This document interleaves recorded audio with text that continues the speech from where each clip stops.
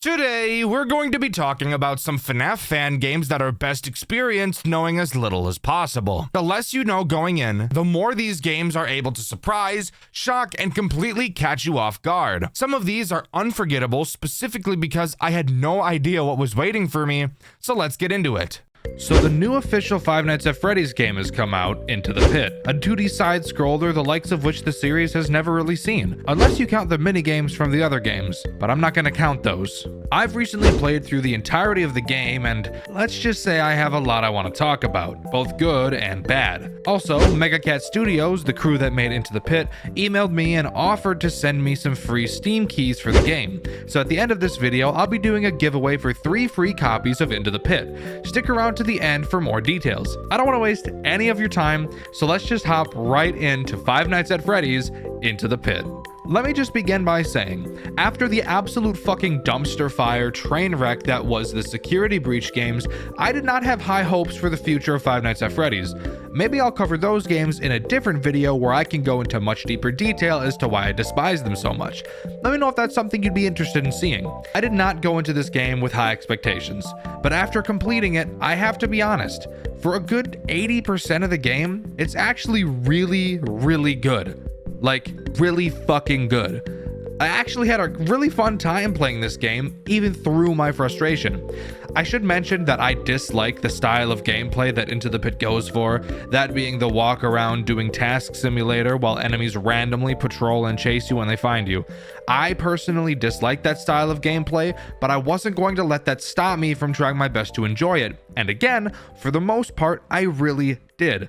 Let's just jump straight in, beginning with the prologue. In Into the Pit, we play as a kid named Oswald. He's a pudgy, scared little bitch loser, and nobody aside from his family likes him, I guess.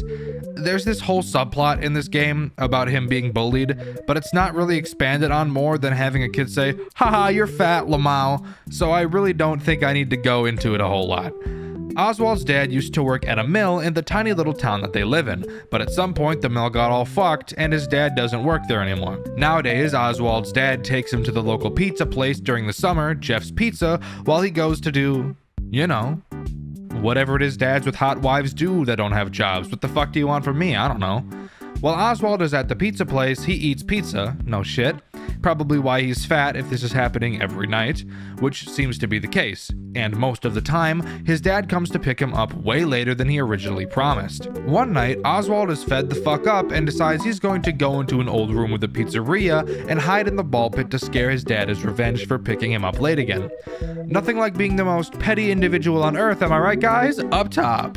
When Oswald jumps into the ball pit, he emerges to find himself years in the past before Jeff's Pizza was, well, fucking Jeff's Pizza. Instead, we learn that it was previously a Freddy Fazbear's location. Now's a quick time to mention that this game is based off of the FNAF book Into the Pit. I'm sure you knew that, so if you're familiar with the story that book tells, then this is gonna seem pretty redundant to you. Getting out of the ball pit, we walk around and find Bonnie pelvic thrusting at a group of minors. Very appropriate, thank you Bonnie. And eventually find 2 kids, Chip and Mike. Chip and Mike quickly become our friends and start to show us around. Oswald is a little fucking idiot and has no idea what's going on, but decides to follow Chip and Mike as they show him around. They take us to a skee ball machine where we play skee ball. I don't know what else you were thinking we'd do at a skee ball machine. Afterwards, we all decide to play a game of hide and seek. We choose possibly the worst hiding place I've ever witnessed in my whole life and climb inside of an animatronic suit. This choice right here is another reason I'm adding to my list of why children are the dumbest species on the face of the planet.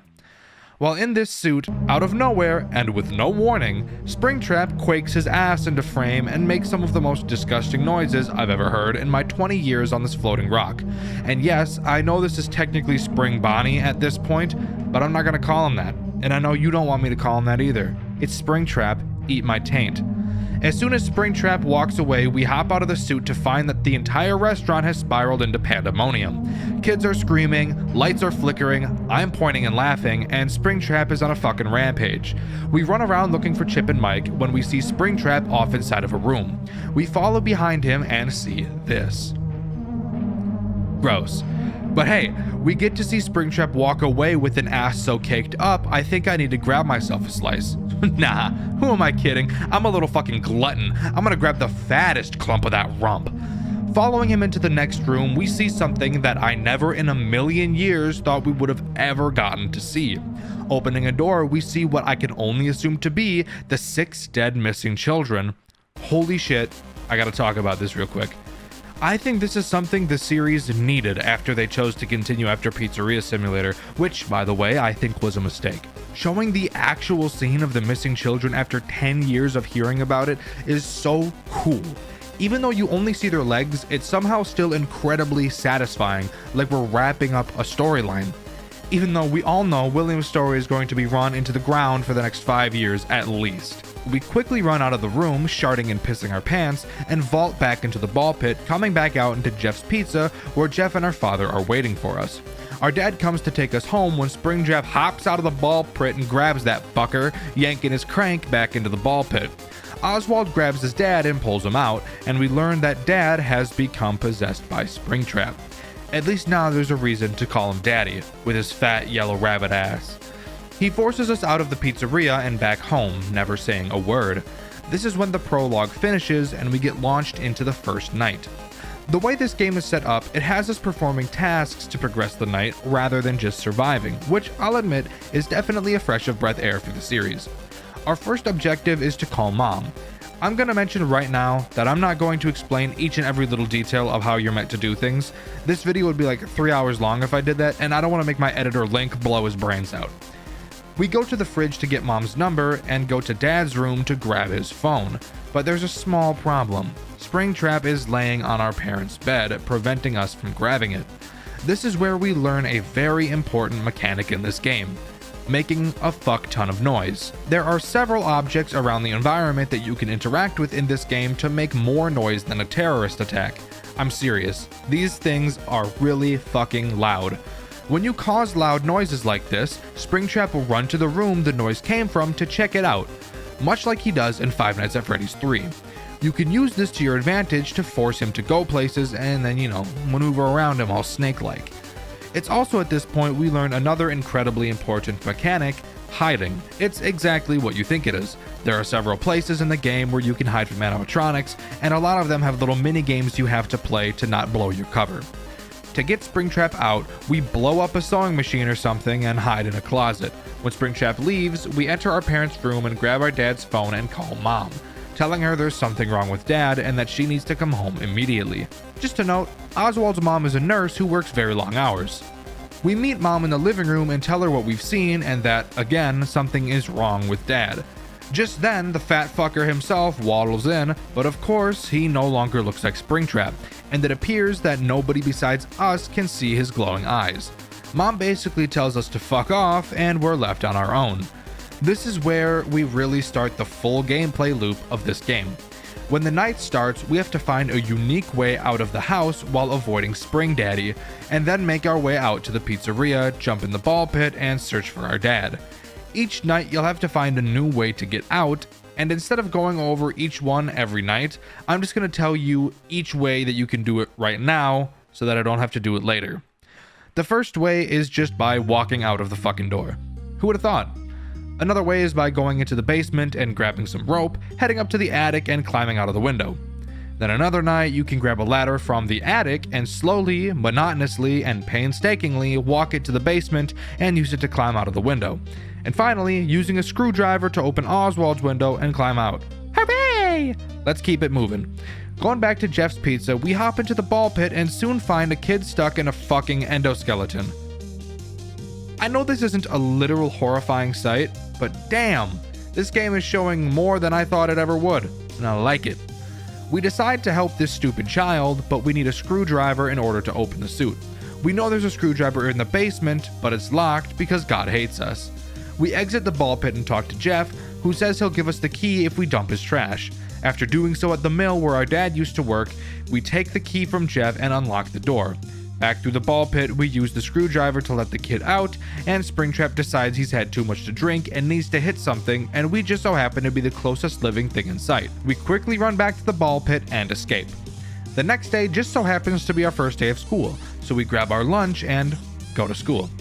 While at school, we watch a kid commit arson and detonate an illegal explosive in the middle of the playground, and that's about all the substance we get from this school day. but that bomb kid will be important later.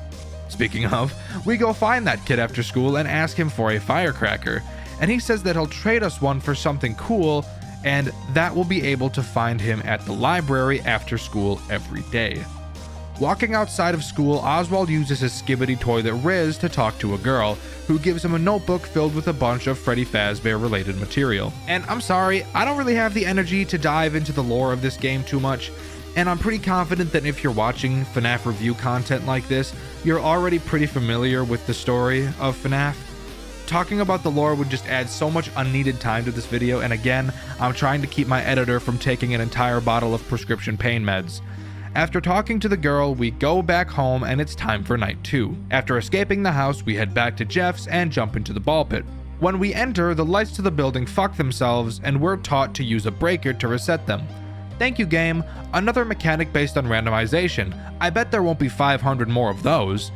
While looking around for our dad, we walk into the kitchen and see Chica poking around and being a little stupid fat ass. She jumps us and we run off. This is where we learn Chica's interesting mechanic. Chica will walk around the building randomly. If she sees you, unlike Springtrap, rather than chase you, she'll instead scream at the top of her lungs, alerting Springtrap to your location. It's not really that bad, so I'm not going to complain about her. Yet. But I promise, later in the video, I will. While running away, Oswald fucking trips over absolutely fucking nothing and drops his lunch, which I guess he didn't eat at school. Chica walks over and eats that bitch.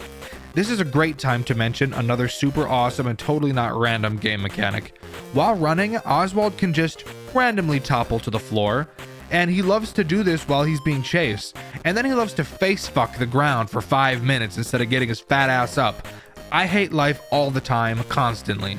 We know that Chica the Fat loves food more than starving children, so to distract her, we decide to go to Jeff's to get a slice of pizza. We talk to Jeff, who says, "Fuck you, pay up, bitch," but we're broke as a joke, so that isn't gonna happen. There's a lady in the pizzeria who says she hates rats, and earlier we picked up a rat trap. I didn't mention us picking up the rat trap, but that's because you pick up a whole bunch of random shit all the time, and I don't want this entire video to be me going, "And then we picked up the rat trap, and then we picked up the token, and then..." I'm not gonna do that. That's annoying. I don't want to tell you everything that we interact with. We go back to the pit and use the rat trap to catch a fat ass rat and take it back to Jeff's. We release the rat next to the lady, which distracts Jeff, and we can sneak our way into the kitchen to get some pizza. We head back into the pit and use the pizza to lure Chica out of the kitchen. Once inside, we find Mike all curled up in a cupboard. We head back to the entrance of the pizzeria with Mike, and we ask him where Chip is, but our conversation is rudely interrupted by a rabbit thicker than Judy Hopps. Mike ditches us like a bitch, and we run back into the ball pit and escape. Time for night 3. We head to school that morning and get bullied by some random kid I don't care about. He slaps us in the face with a sticky hand and a teacher takes it from him, and we decide that we want it, I guess. Why? Beats me, who fucking knows? We have a panic attack in the classroom and our teacher sends us to go get her book from the principal's office to calm down. But the Tina Belcher looking ass principal decides she's gonna be and tells us she locked herself out of her office, and it's now our responsibility to look for the keys. We find them and she lets us into the office where not only do we grab the teacher's book, but also the sticky hand she took from the bully earlier. Why the teacher set it in the principal's office instead of her desk or something, I'll never know, but that's not important. Moving on to the night, after escaping the house, we head back into the ball pit to look for Chip and our dad. Before we do that, I really want to mention that there's multiple endings to this game. I'll briefly mention all of them towards the end of the video, but I'll be covering the true ending throughout the bulk of the video.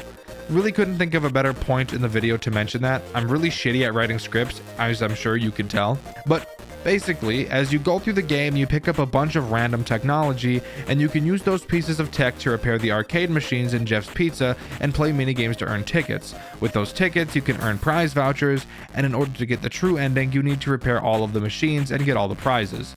These minigames themselves are boring as well, and would be boring as hell to cover, so I'm just not gonna do that.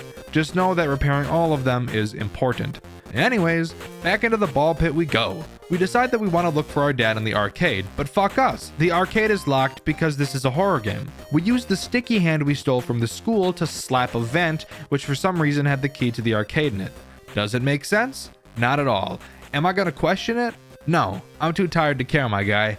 We unlock the arcade and walk in, only to find Bonnie tying Chip up to the side of an arcade machine. I didn't know Bonnie was into bondage, and if I wasn't so obsessed with Springtrap's big fat patty whacker double-decker freshly baked cake, I'd probably be really into it. We run out of the room and figure we need to find a way to distract Bonnie so we can save Chip. We notice Bonnie didn't have his guitar, so we decide that we'll play it, since the notebook we got from the girl at school mentioned never to try to play his guitar.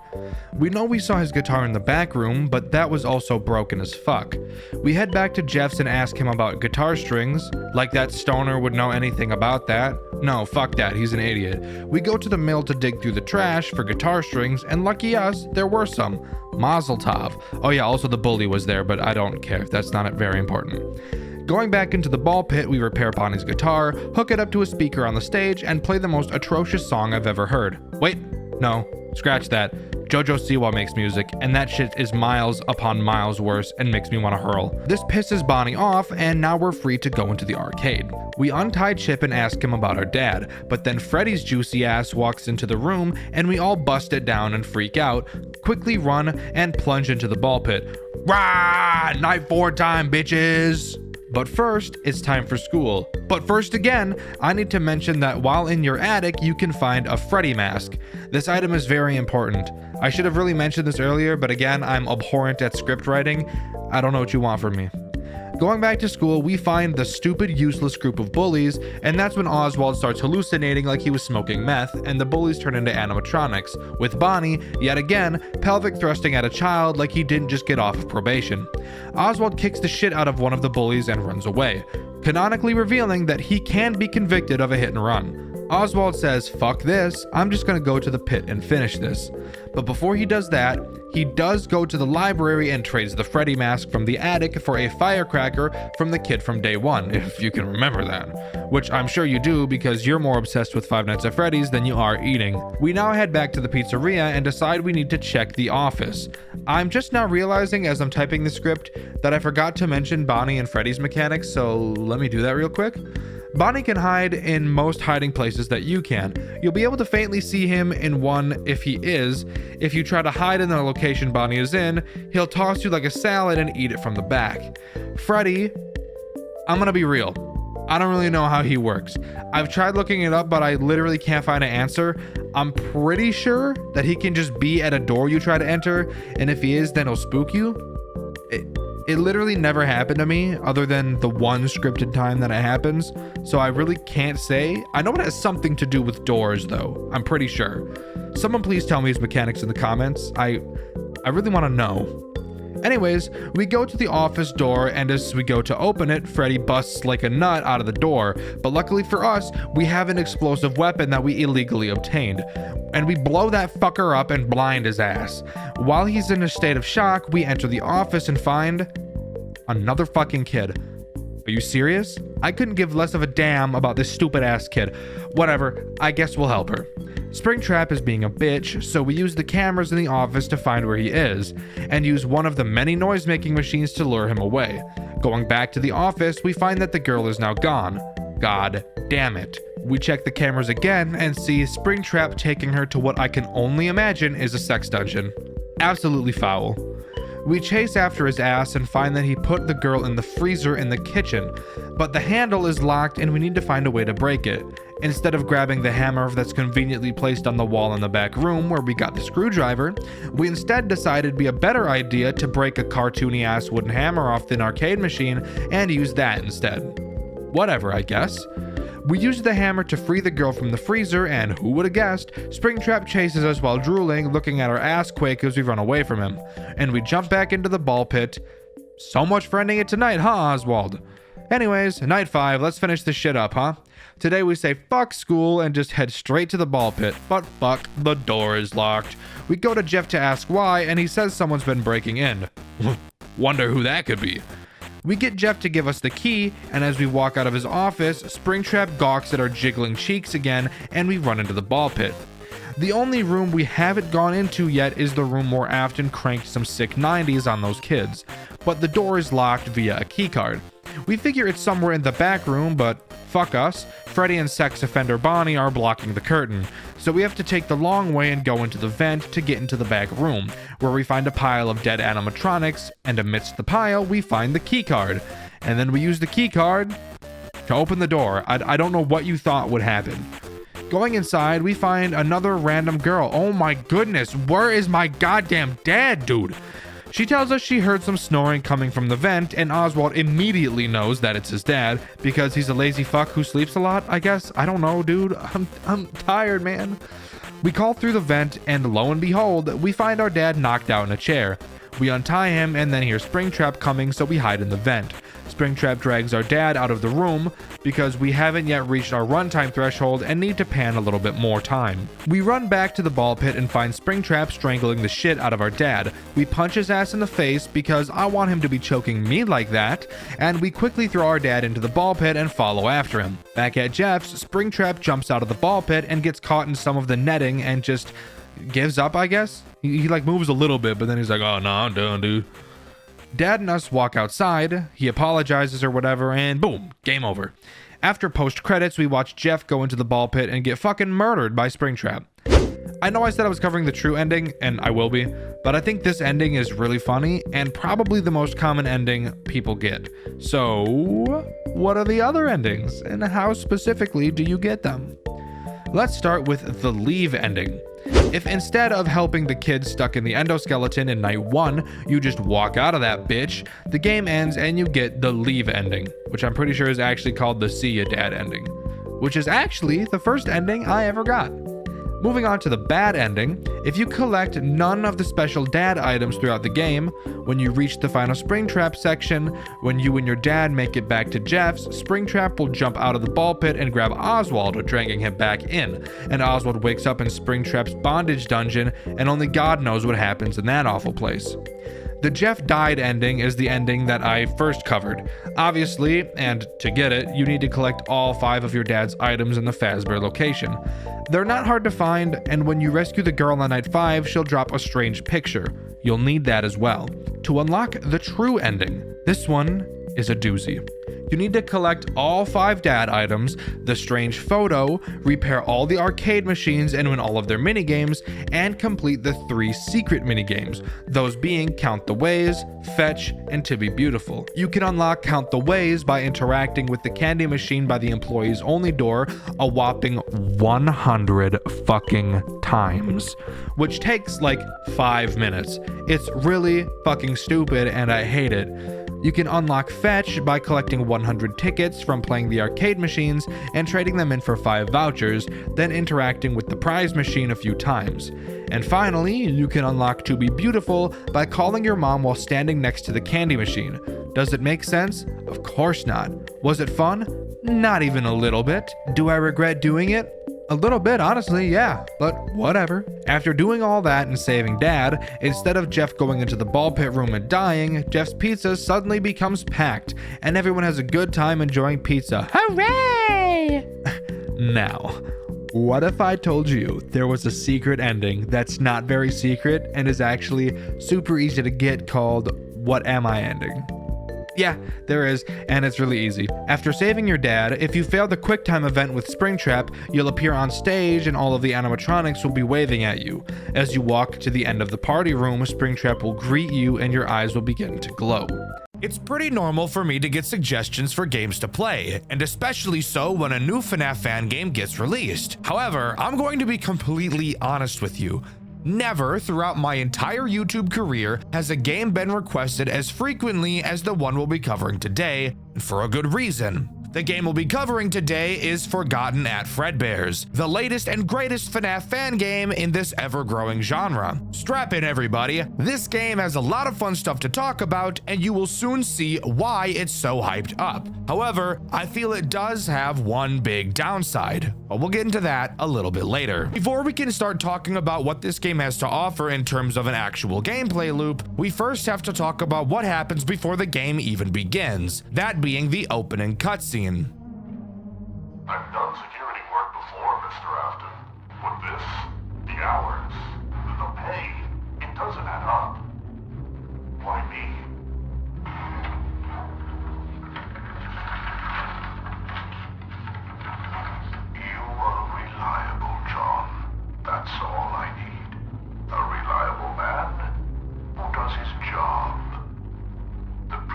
night guards will tell you everything you need to know. Do not concern yourself with the rest. You always knew how to cover your tracks, didn't you, William? But I know what you've done. I've always known. It's not revenge. It's justice. Justice for her.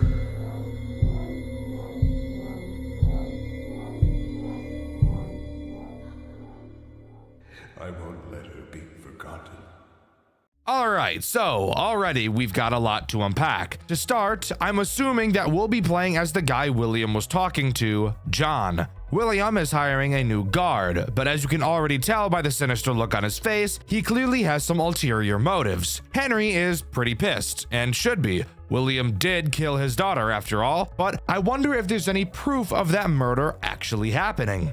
Afterwards, we're booted into an 8-bit minigame with a beautiful art style. Holy shit, this pixel art and animation is phenomenal. In it, we play as Evan, William's son, the crying child. However, instead of Evan getting bullied by the teenagers, Evan witnesses Charlotte being bullied by them instead. They push her outside into the freezing rain and Evan follows after her, only to watch William, his father, approach her and kill her in the alley. Evan runs back inside to Henry, Charlotte's father, and tells him what he saw. During their conversation, we can see the security puppet bolt past them in the direction of the exit door Charlotte got pushed out of, and this minigame comes to a close. So wow, this early in the game and we already saw the death of the first child. Should be kind of crazy out here, I suppose. Anyways, moving on to talking about night 1 and what this game really has to offer. The first thing I want to point out is how beautiful this game looks, especially when it comes to lighting. The designers of this game absolutely nailed the atmosphere of this game, and trust me, it only gets better the further down the rabbit hole we fall.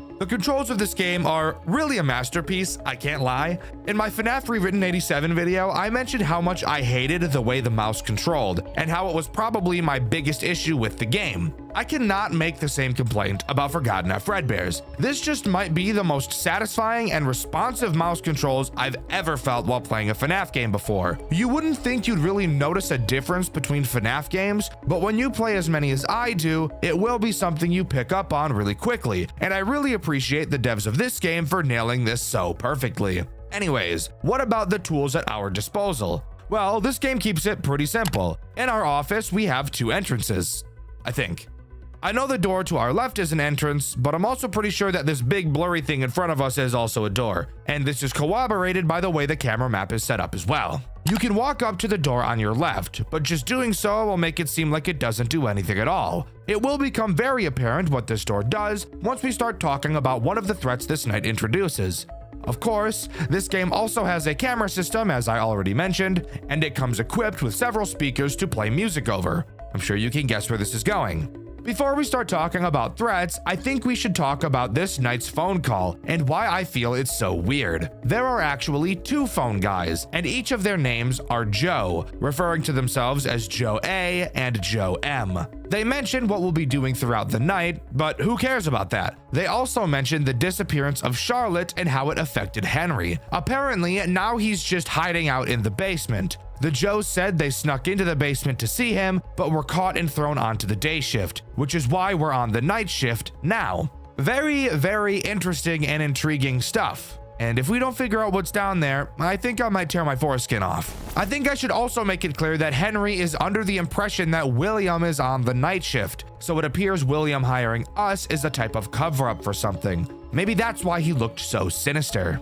So, time to talk about the 2 threats this night introduces. To begin, we'll talk about Spring Bonnie. Another quick thing I want to mention is the character designs these animatronics have. They all look super sleek, but Jesus Christ, are they uncanny and terrifying looking. If I were a kid coming to these restaurants, I don't think I'd ever want to come back. These things are scary as fuck. Anyways, what does Spring Bonnie do? Well, he makes use of that left door I mentioned earlier. He will make his way around the cameras and to said door. He will then literally push it open. And I think you'll enjoy watching what you have to do for yourself next. Oh my God.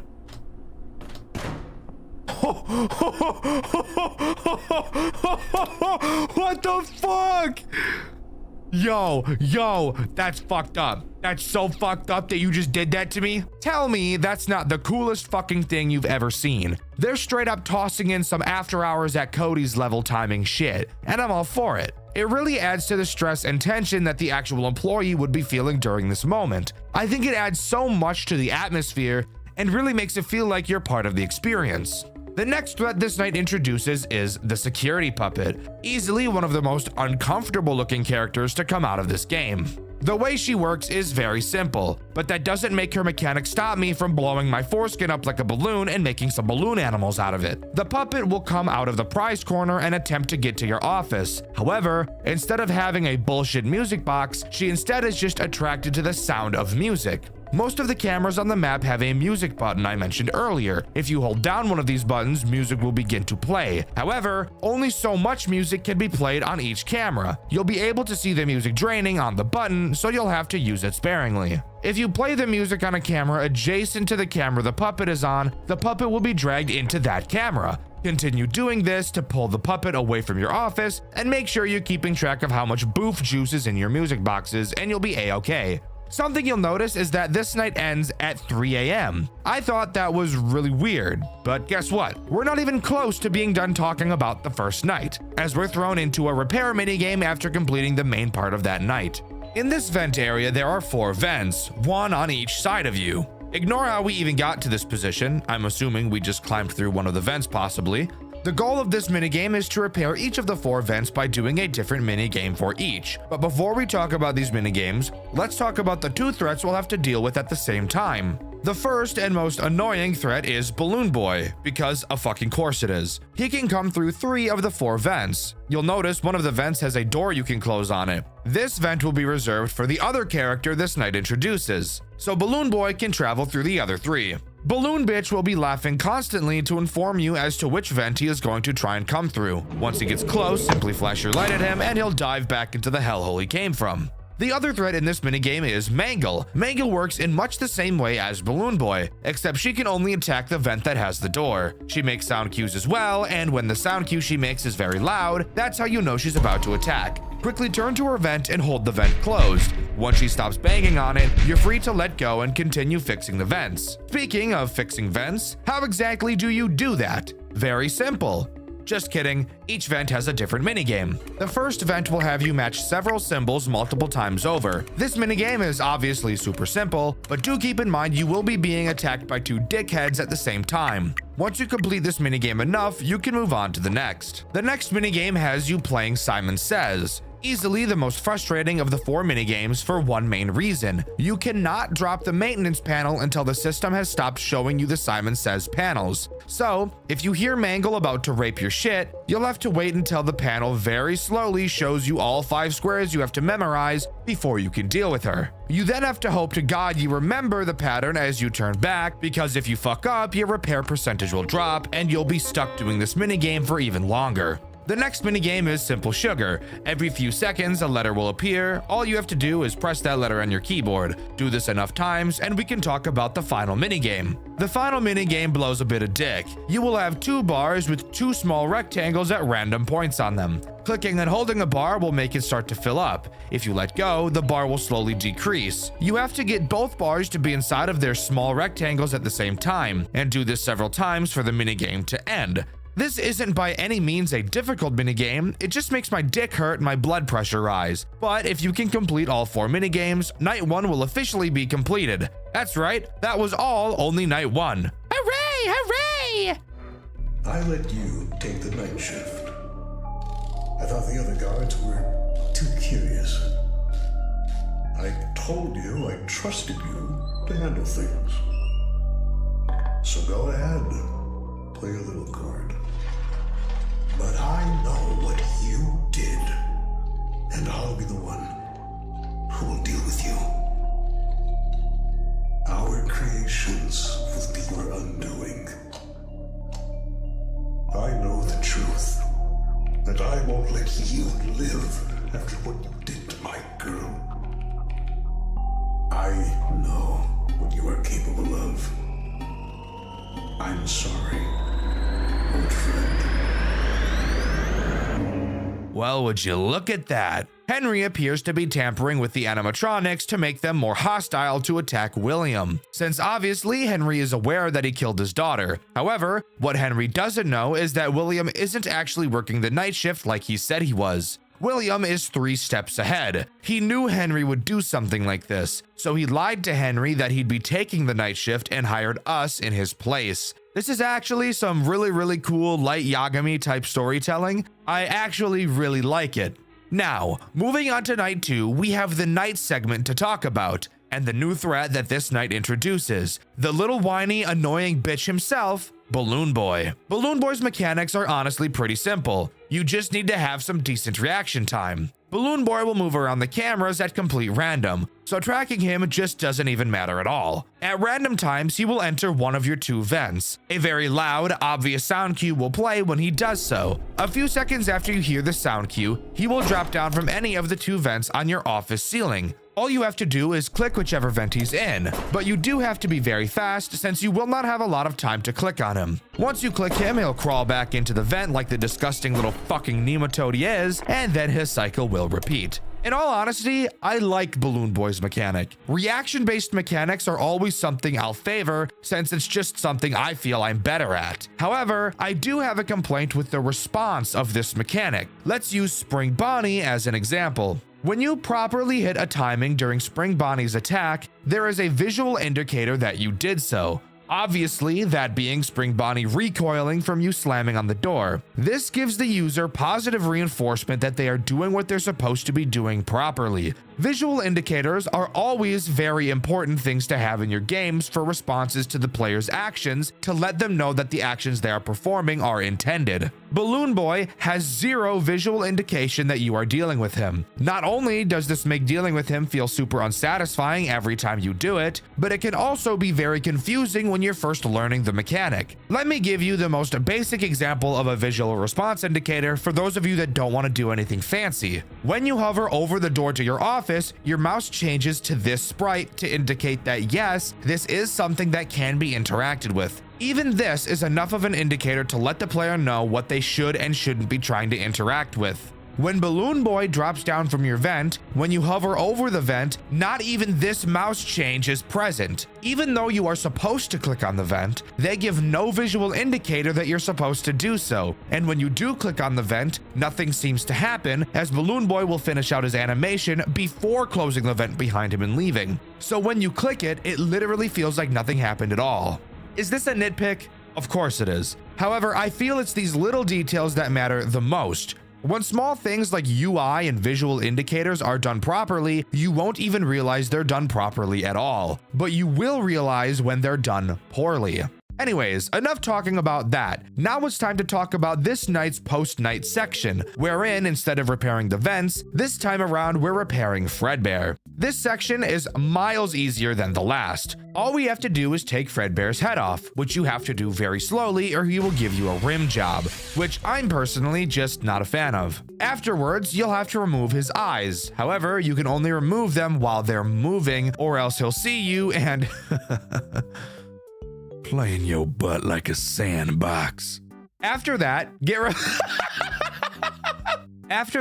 replacement eyes and put them and his head back on. Next, open his chest and do an Among Us wire and electrical task on his back. They even put symbols for all my other brothers who are colorblind, which I really appreciate. Put his chest back on and there's only one thing left to do. Run some diagnostics like we're Dr. House. Spoiler alert, it's not lupus. These are kind of like the salvage mini games from Pizzeria Simulator. You'll have to play some sounds that correlate to each of Fredbear's body parts. If at any point he starts twitching like a drug addict, stop holding the button, or he'll hold your butt and squeeze way too hard for your liking. After you finish that, night 2 is complete and we move on to night 3, but not before seeing something a little interesting on our screen. Oh shit, we got a crying bitch, dude. Get your ass up. Yeah, that's right. Get your ass up. He's home again. Did you hear the door, Evan? You saw her, didn't you? Charlie, bleeding. I didn't mean to see. I just wanted to check up on her. But you did see. You saw what he really is. He wears a smile in the daylight, but you know. You didn't forget. I don't want to remember. Too late. You know what happened to your sister, Evan? She's at Mom's. She's just visiting. No, she's not. Do you really think you're safe here with him? Lie still tonight. Don't speak. For next time, he'll open the door. No. Please don't be him. Oh. Evan, there you are, bud. Wanted to check on you. Your birthday's coming up. Got something really special planned. Yeah, sure. Thanks. Been quiet lately. Everything okay? Just tired. Alright. Some rest then. He's lying. You saw it. Charlotte. The alley. His hands. Henry's gone. We don't know why. You can't let him get away with this, Evan. Stop. Stop talking. You remember. And he can't know that. Ooh, shit. Night 3 only introduces one new threat, and I honestly don't feel like they're that much of an issue. But before we talk about that new threat, we need to talk about the insane phone call we got to hear. Joe A mentions that Henry was working on something that would make the animatronics be able to be controlled remotely, and they heard about it right after we noticed that Fredbear was tampered with, which was seen at the end of the post-Night 2 repair section. When Joe A mentions this, Joe M gets incredibly angry, and we hear the following crash out of epic proportions. Joe! What the hell are you going on about? That's enough! Focus on the job, not on things that don't concern us. Right. Sorry about that. I don't know. With Henry still missing and all, it kind of makes you wonder, like, what was he really up to? And there's the new Freddy Fazbear's Pizza opening up later this year. Joe, I said that's enough! We're not here to talk about that. Stick to the script. We're here to help him survive, not gossip like old ladies. Or do you want him to end up like the others? No, of course not. I just... So, clearly they both are aware of something we're not. And from this point forward, Joe M is going to be a character I'm not a super big fan of in the slightest. But we can talk more about Joe M later. For now, let's talk about the new threat this night introduces. That new threat being Foxy, which turns out it was not Mangle in the vent, it was just Foxy, but he was all mangled. So it was basically fucking Mangle. Foxy is a character I was originally concerned was going to be a big pain in the dick, but again, I actually don't think that it's that big of a deal at all. Foxy is obviously in Pirate's Cove on stage. Every so often, you will be able to see him leaning forward, signifying he's about to sprint to your office like Tyson Gay and dig inside you like Scottie Pippins. When you see him leaning forward like this, all you have to do is close the curtains remotely for a bit until he calms down, then reopen them. You may be wondering, Dxtr, why don't we just keep the curtains closed the entire night? That's a very good question, and is actually the question I had when playing this night. But turns out, Foxy does not like it at all when the curtain is closed. And if it happens to be closed for too long, he'll grab the curtains with his butt cheeks and rip the bitches open to force his way to your office. And I think we can all agree that that is a fate we don't want to have happen. What I personally found was the best strategy as of now was to force pull the puppet to Foxy's camera and just camp the cameras constantly. Since there's no power, I don't have to worry about it. And Spring Bonnie and Balloon Boy make sound cues when they attack, so that made it really easy to know when I needed to drop the cameras. Eventually, the music box in Pirate's Cove would run out, and when it did, I'd just drag the puppet to the prize corner and keep him there for the remainder of the night. If you recall, each night only goes until 3 AM, so this actually makes it very, very easy to conserve your music boxes. I just really hope that the puppet doesn't get ass-clenchingly fast by the end of this game. Of course, after we reach 3 AM, we can move on to the post-night section, which has us restocking a supply closet, with Joe M on the phone with us, talking it through. It's during this section where we begin to hear how much of an asshole Joe M really is, as throughout this section, as he's explaining what to do, the tone in his voice is very clearly aggressive. The closet light, and don't move. Gotcha. Not even a single twitch. Got it? I got it. Damn, bitch. Let's stock the shelves fast and clean. the gold, asshole.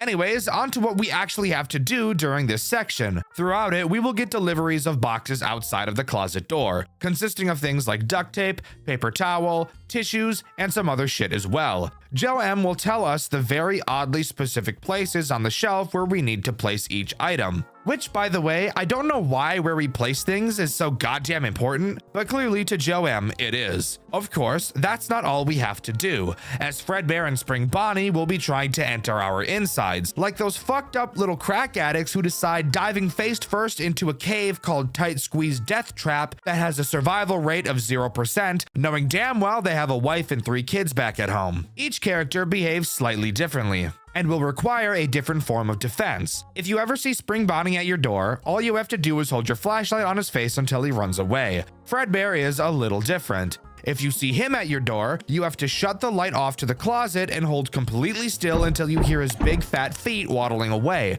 Then you can turn the light back on and continue. After you stock every item and fill the shelves up, Joe M abruptly hangs up on us. No goodbye. Closet stocked. You're done. Good. Why is he such a dude? Why is he such a dickhead? I have no idea what got into him. He's acting like we're the ones who brought up Henry's new experiment on the phone. It's not my problem, asshole. Anyways, on to night 4.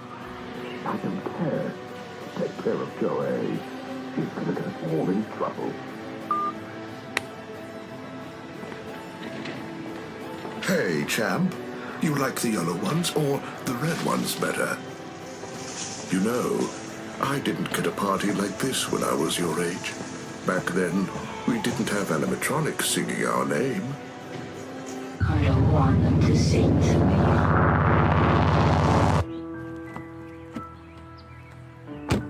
Come on, you'll love it. All your friends will be here. It's going to be perfect. Do I have to go? It's only a few more days.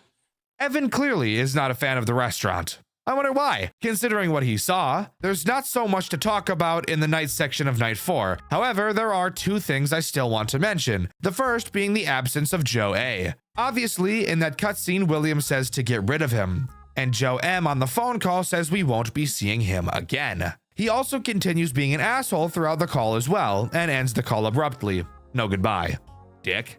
Anyways, the second thing I want to talk about is obviously the threat this night introduces. The man, the myth, the fat bastard himself, Fredbear. In all honesty, I think Fredbear is a pretty disappointing character in this game, as he is quite literally pretty much just Balloon Boy. Fredbear will wander through your cameras and eventually make his way to the 2 big doors in front of you in your office. When he walks through these doors, all you have to do is stare at him and not move. After a few seconds and some hallucinations saying he hurt us, Fredbear will exit the office. Literally just Balloon Boy with less steps, because you don't even have to click on him. But in all honesty, I think this game shines way more in the post-night minigames rather than the actual night segments, which I actually think is pretty cool. So speaking of, what happens during night 4's post-night minigame? Well, we actually get to hear from Joe A again. He begins his message by saying if we're hearing him now, then that means something terrible happened to him. So basically, somebody murked my homeboy, and I'm gonna figure out who it is. Mark my words, when I do, I'm gonna grab their balls and squeeze them so hard they burst into little pieces, bursting his 2 balls into 38 tiny balls. Don't play with me. In this minigame, we get to speak directly to the puppet. Joe A tells us that we should never repeat to anyone what the puppet is about to say to us. There are some pre-selected questions that we'll have to ask her, and through her answers we learn that she's Charlotte, the girl William killed in the alley, and the girl that Evan found, Henry's daughter. She mentions William, Henry, and the basement that she says nobody was supposed to enter. However, Henry has been in the basement a lot recently, obviously working on whatever he's doing to kill William. The puppet tells us that she has the key and ends the minigame by giving it to us, telling me that the final minigame we'll play will take place in that basement. However, this minigame isn't just talking to the puppet, as there are 2 major threats we have to deal with while doing so. Obviously, one of them is the puppet herself. While she's having the conversation with us, Joe A told us that she's very unstable. So if she ever starts to quiver in her boots, we'll have to use the music box to calm her down. The second threat during this minigame is Foxy. He will eventually wander into the prize corner with us, attempting to lick up the nape of our neck. He has several positions he can be seen in. If at any point he starts twitching like a drug addict, you'll have to pull the spring lock override switch to reset him. However, resetting him will also cause the puppet to go crazy mode, and you'll have to immediately use the music box to calm her down again. After we get the key from Charlotte, we can move on to night 5. Speaking of night, there is a metric fuck ton to talk about, so let's waste no time. To start, the night section is just a harder version of night 4, so we can completely skip over that as it's not interesting at all. However, the post-night minigame is something crazy. These machines were meant to be the future, William. The start of something new. Freddy Fazbear's Pizza. A place where children can laugh again. A place where you and I could have built something good. And just like that, we've entered the basement where the original 4 animatronics are present and ready to eat our bussy. This minigame feels very reminiscent of Night 1's post-night vent minigame, where we have 4 different tasks to complete while being attacked. Each task we have to complete relates to one of the characters. Each has a different task we have to perform, while that task's respective character tries to insert itself inside of us. To start, let's begin with the main office area. There is a notepad on our desk that explains in detail how to deal with each character, but I'll be doing that for you, so we're going to ignore that part. What is important is this code on the bottom line, which gives us a termination code for each animatronic. After completing their task, we'll have to type this code into the computer to disengage them. While in the office, each animatronic has the chance to appear. When they do, just hide under the desk until they go away. Alright, so let's talk about Bonnie's minigame first. In it, there are several wires like it's Among Us. While looking at the panel, every century it feels like a symbol will appear on a small screen. You then have to cut the wire that shares that symbol. Cut the wrong one and Bonnie has a field day with you. Also, Bonnie is fat as shit. Occasionally, Bonnie will appear in the room with you. When he does, all you have to do is stare at him and hold your flashlight in his eyes, blinding him like when I was a kid and would stare at the sun for too long, or when I'd put the flashlight right up to my eyeball and turn it on. After you cut all the wires and disable him on the computer, we can move on to Chica. But I know what you did. To her. To Charlie. You stood there and you watched the light go out of her eyes, didn't you? My little girl. And you took her from me. I thought if I gave these machines a greater purpose, if I made them strong enough, smart enough, maybe they could end you. Maybe they could give her peace. Chica's tasks requires you to wait for 300 years for a fuck ton of switches to light up in a specific order, flicking them on after they light up. Meanwhile, Chica will slowly be approaching you through the hallway. When she gets close, all you have to do is close the door until she leaves. Once you've flipped every switch and disabled her on the computer, it's time to move on to Foxy. Fredbear wasn't enough. Neither were the others upstairs. You slipped through again, like you always do. So I turned to the prototypes. Stronger, smarter, obedient only to me. Never to you. Foxy's minigame is by far the best in terms of it not taking 6,000 light years to complete.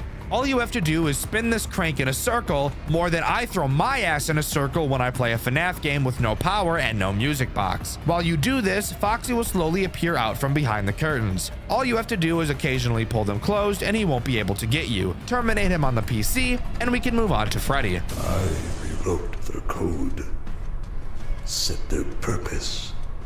Freddy, Bonnie, Chica. The ones buried down here. They were meant for you, William. To tear you apart, piece by piece, until nothing is left. Freddy makes me want to die, easily being the most annoying character in this entire minigame. All you have to do is hold down a lever while a meter very painstakingly slowly fills up. Occasionally, Freddy will enter the room, and all you have to do is stare at him and not move until he goes away. The only problem with this section of this minigame is that it literally takes like 5 fucking minutes. It's ridiculous. Of course, terminate him on the computer, and the night is over, giving us this final, insane cutscene. It's a pretty long one, but you're not going to want to miss it. I can't forgive you. Not for Charlie. Not for Elizabeth. Not for any of them. I don't know how, but you seem to destroy everything you touch. I want you to remember this. Remember what you stole. Because everything I've built since that night has been for her. You will die here, William. And you will suffer. Thank you for getting rid of them for me. But I can't let you walk out of here with all that, John. Nothing personal.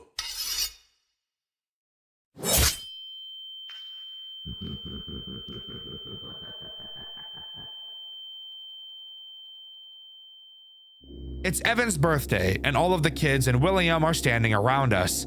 Henry enters and mentions he needs to talk to William. William, being in the spring Bonnie costume at the time, agrees, and they head into the back room. Evan goes to follow them, but Michael drags him to Fredbear to do exactly what you'd think. I'll let the rest of the cutscene speak for itself, because it is truly one of the craziest things I've ever seen. Well, look who finally decided to come home. You're here about Charlie. Of course you are. Why'd you do it? You really don't know. It wasn't just about her. It was about you. What? You had everything. The money, the awards, your name on every goddamn news article. Henry Emily, the genius behind Fredbear's. You were the face of the future. I was just the man behind the curtain, building your dreams. You had a wife who loved you, kids who adored you, and Charlie. God, she looked at you as if you hung the stars. Meanwhile, my wife left. Michael hated me. Evan feared me. And Elizabeth got too close to one of my creations, and I just let it happen. Because that's what I do, Henry. Everything I build turns to rot. But you kept building a dream. So I tore it down. I took something you'd never get back. Not because I had to, but because I could. I wanted you to wake up like I do, empty. Come on, give him a big old birthday kiss. Oh, he's gonna cry again.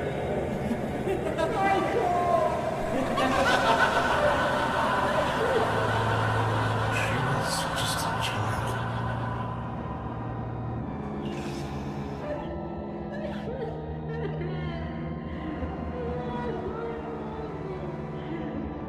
Evan.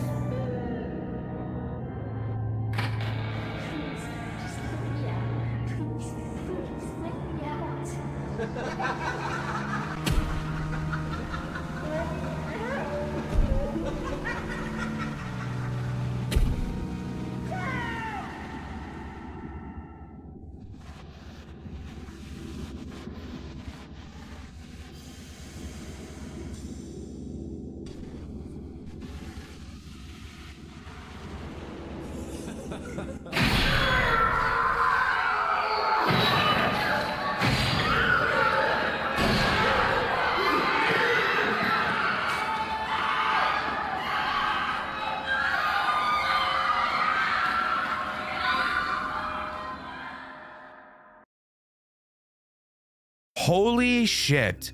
William went to save his child from Fredbear, but Henry remotely causes the spring lock failure while William was out in the open in front of everyone, in front of his 2 children. The spring lock failure happens in public where there are plenty of people to see, and as far as I can tell, it's not even confirmed if the bite happens. This was easily the most shocking cutscene I've ever seen from any FNAF game, and you can see my reaction to it over on my second channel, Dxtr Black. Finally, we see the locked FNAF 4 box.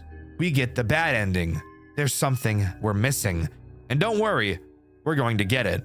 Throughout this game, several crumpled notes can be found in various locations. Collecting all 6 of them will allow us to see what's inside of the box. So let's go over each location where you can find them. The first page is on night 1. It'll be directly on your desk. It reads, "Evan keeps crying every night.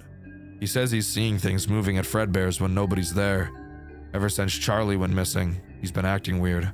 The second page is found inside of one of the vents during the post-night 1 minigame. However, it doesn't appear immediately. You will have to wait for a little bit before it'll actually show up, which is a bit weird. Regardless, it reads, "It's kind of funny how that balloon boy animatronic looks like me when I was little. I think Dad's trying to mess with me. He said it's a reminder of his favorite troublemaker." The third note can be found on the floor of the back room during the Repair Fredbear minigame. It reads, "Henry hasn't shown up in a while. When I asked Dad, he started acting mysterious again. Reminds me of when Mom took Liz and left. Dad won't even talk about it." The fourth page is found during the stockpiling shelves minigame. After stocking the pizza boxes and the paper towel rolls, in the hallway you'll be able to find it on the floor. It reads, "The new Freddy's place is supposed to have a Pirate Foxy animatronic. I told Dad that one's gonna be my favorite." The fifth page is found during the speaking to the puppet minigame. If you turn around where Foxy stands, you'll be able to see it on the shelf. It reads, "My favorite employee, Joe A, got fired today. Kinda sucks. He was pretty cool. Used to sneak me extra tokens when Dad wasn't around. At least we still have the other Joe, but he's been acting weird lately." The final note is found in the basement night. If you go to Chica's room, on a chair next to the wall is where the note lays. It reads, "Me and the guys are planning something for Evan's birthday. We're gonna make him see that Fredbear's isn't scary. He needs to toughen up." Through these notes, it's very obvious that they were all written by Michael Afton. And that last note is especially eerie, confirming that the act that ends up getting Evan killed was premeditated. Now granted, clearly from this note we see they weren't trying to harm him, and it's framed in this game that Michael actually really cares about Evan and wants him to be tougher and not so scared of Fredbear's like we know he is. And nothing confirms this more than the true ending. After collecting all 6 notes, we'll be able to open the FNAF 4 box, and we get to hear from Michael himself, now completely alone with no family left. Evan, I don't know if you can hear me, but I'm so sorry. I didn't think you would go that far. I didn't think that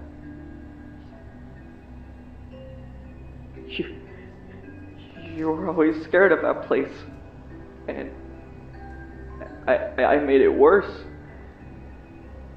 I thought maybe you'd laugh, or at least see it wasn't real. Dad's gone. Right after it happened, his body disappeared, just vanished. Now it's just me. I didn't mean to hurt you, Evan. I didn't mean to scare you. I just wanted you to stop crying. To stop being afraid. But I messed up. I'm gonna fix it. I don't know how yet, but I will. I'll stay here. I will put you back together, and then I'm gonna go find him. I'm going to go find Dad. Wherever he is. I don't care how long it takes. Evan, just don't leave me too. So, here we learn what will motivate Michael to do what he did in the first 2 Click Team games. After the spring lock failure, William's body disappeared, implying that, as he always says, he always comes back. Michael sets out on his quest to find his father, and Forgotten at Fredbear's comes to a close. Overall, I think Forgotten at Fredbear's is an insanely good retelling of the origin story of what started all the conflict in Five Nights at Freddy's. It's easy to follow, yet there are several little things you can pick up on early in the game that hint towards what's going to happen, and I love that. I do think that the night section gameplay mechanics are pretty weak, and I do believe that the post-night sections are where this game truly shines. Uniqueness in FNAF games, something that isn't the most common thing in the world. I'm sure as FNAF players, we can all agree that something interesting that we've never seen before coming around is something we don't see all too often. But you better believe we suck it up whenever we get the chance to sink our big meaty claws into it. The game we'll be talking about today is a bit older, being created 5 years ago. I'm honestly surprised I had never heard of it before, as it truly is one of the most unique FNAF fan games I've ever talked about on this channel, with a unique art style, interesting yet incredibly confusing story, and a mixture of a bunch of different game styles and mechanics. Join me today as we dive into the intricately crafted world of the Freddy Files. The Freddy Files is actually broken up into chapters instead of nights, and from the sounds of it, I'm pretty sure that each chapter of the game is 1 hour of the one night that takes place during this game. Upon starting the game, we're greeted to an opening cutscene. Our character is on the phone with 911, saying that while working, the door to the building closed and locked itself so he can't get out. The dispatcher said the police are on their way, but it will take several hours for them to get there, which, by the way, is bullshit. This restaurant is presumably in a city, or at least a town, so how is it going to take the police hours to get there? Regardless, we still have to finish our shift anyways, so we figure it's not a big deal. The dispatcher makes a point to us to not enter any unauthorized areas, which I personally find weird. And with that, we're spat into the first chapter where we're greeted with some exposition. Fazbear Entertainment started their first business with Fredbear's Family Diner, a successful business that took over the market for 5 years. However, a few months later, a child was known to be murdered by the mascot, Fredbear. Later, 4 other children went missing during the incident as well. The police searched the entire establishment for any signs of the children, but to no avail. The co-worker of the diner did not negotiate either. The case was then closed after a second failed search, April 26th, 1983.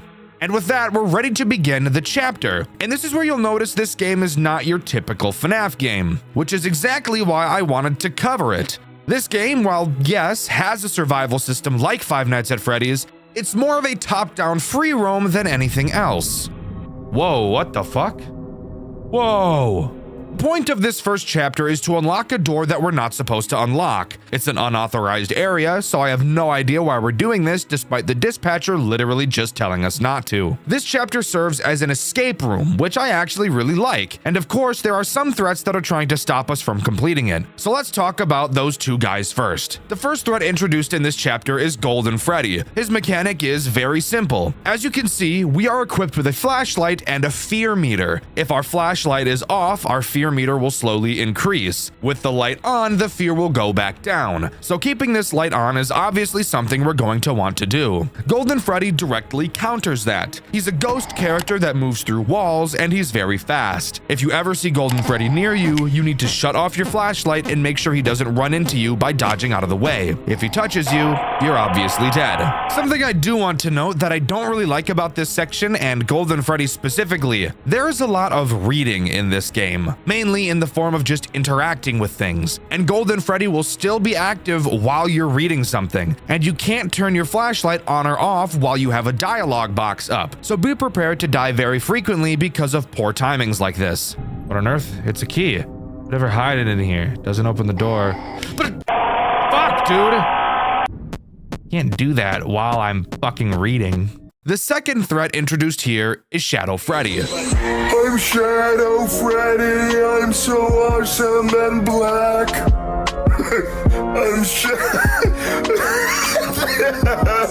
I'm black. I got white eyes, I'm black, I'm Shadow Freddy. Shadow Freddy, while being awesome and black, is a much more stressful character to deal with as he's a lot more random. Occasionally, you will hear him growl. When you do, you'll notice that your fear will start increasing even if your flashlight is on. This signals to you that you need to go find him somewhere in the building that he'll teleport to at random. When you find him, all you need to do is hold your flashlight on him and he'll go away, wherein your fear will start to decrease again. Now, these two together, in all honesty, are not that difficult to deal with. So let's talk about what exactly we have to do to open that stuck door. To start, near the stage you'll find a vent. Interacting with it will tell you that something is inside, but you can't reach it. Moving down to the kitchen, inside you'll find a safe that requires a code that we don't have. Just outside of the kitchen are some random planks and sticks for some reason. Using one of the sticks, we can go back over to the vent and fish out the item, which we find is a key. This key, unfortunately, doesn't unlock the door, but it does unlock something else. Moving down to the office, inside there is a locked box. Using the key we got from the vent, we can open it. Inside there are several animatronic heads, but more importantly, there's a remote. Using this remote, we can turn on the monitor in our office, which will then display the code to the safe. Now, obviously, I could ask several questions as to why things are happening the way they are. Why was there wood on the floor? Why was there a key in the vent? Why was the remote to the TV locked in a box? Why does the TV just have the code to a safe? But this is clearly just a puzzle escape room game, so weird shit like this is just kind of par for the course. Continuing, now knowing the code, we input it into the safe and get a hammer. Using this hammer, we figure we can break the locked door down, so we head over to do exactly that. And that's when we're thrown into a much more FNAF feeling minigame. During this minigame, we obviously have to break down the door. However, Golden Freddy will be attacking us the entire time. While we pound on the door, he will slowly approach us from behind to beat on our bottom. Occasionally, we'll have to turn around and hold our flashlight on him to make him back up into the darkness. I personally found that pounding on the door 15 times is the most you can do to stay safe without Golden Freddy golden showering you. Do this enough times and the door will open, and we see the following cutscene.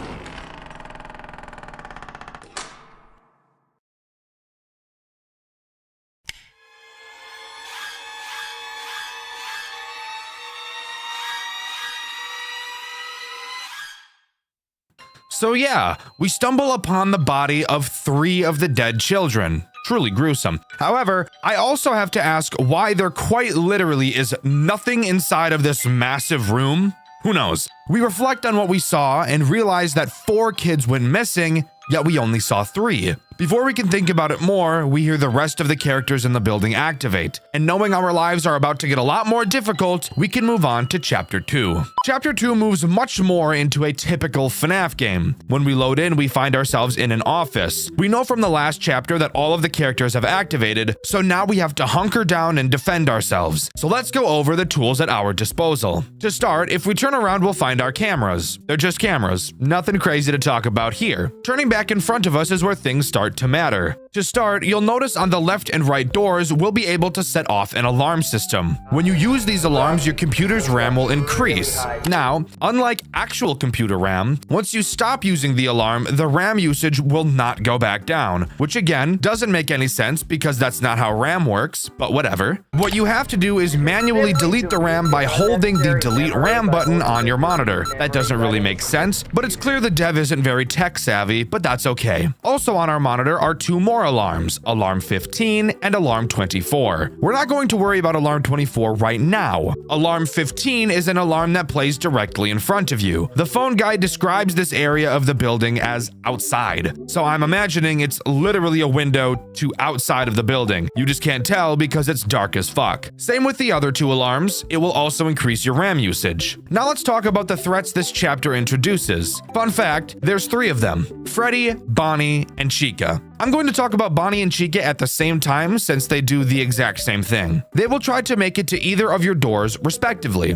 Bonnie attacks the left, Chica attacks the right. Once they enter your office, they will quite literally be directly in your fucking face, with their rank-ass breath searing your nose hairs. All you have to do is hold the alarm on whichever side they went to, and they will quickly leave. But there is one other path they both can take as well, and that's to the window in front of you. When they're out there, play alarm 15 and they will return right to outside of your door, where they will then soon enter your office, giving you little time to delete RAM between those moments. Freddy is the final threat introduced in this chapter, and he works much the same as Bonnie and Chica, with one major change that honestly makes him easier than the other two we've talked about already. When he enters your office, he'll stand directly in front of you, so you can actually play the alarm on either side and he will leave. The only other change he has from Bonnie and Chica is that you have to play the alarm on him for a lot longer. Just like them, he can also go to the window, but the same rules apply to him. Chapter 2 is really just an introduction night, and despite the fact that you can see Foxy on stage, he never activates, which really means you never have to check the cameras throughout this entire chapter. And on top of that, since Foxy didn't activate and we never used Alarm 24, something tells me that Chapter 3 will also be taking place in this office, so let's move on to that.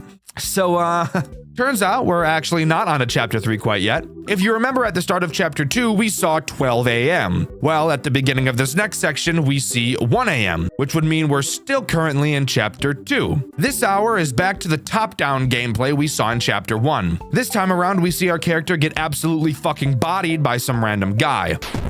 Oh my god, oh dear lord. Oh, he's dead. Oh, he's dead as fuck. He's dead as disco, bro.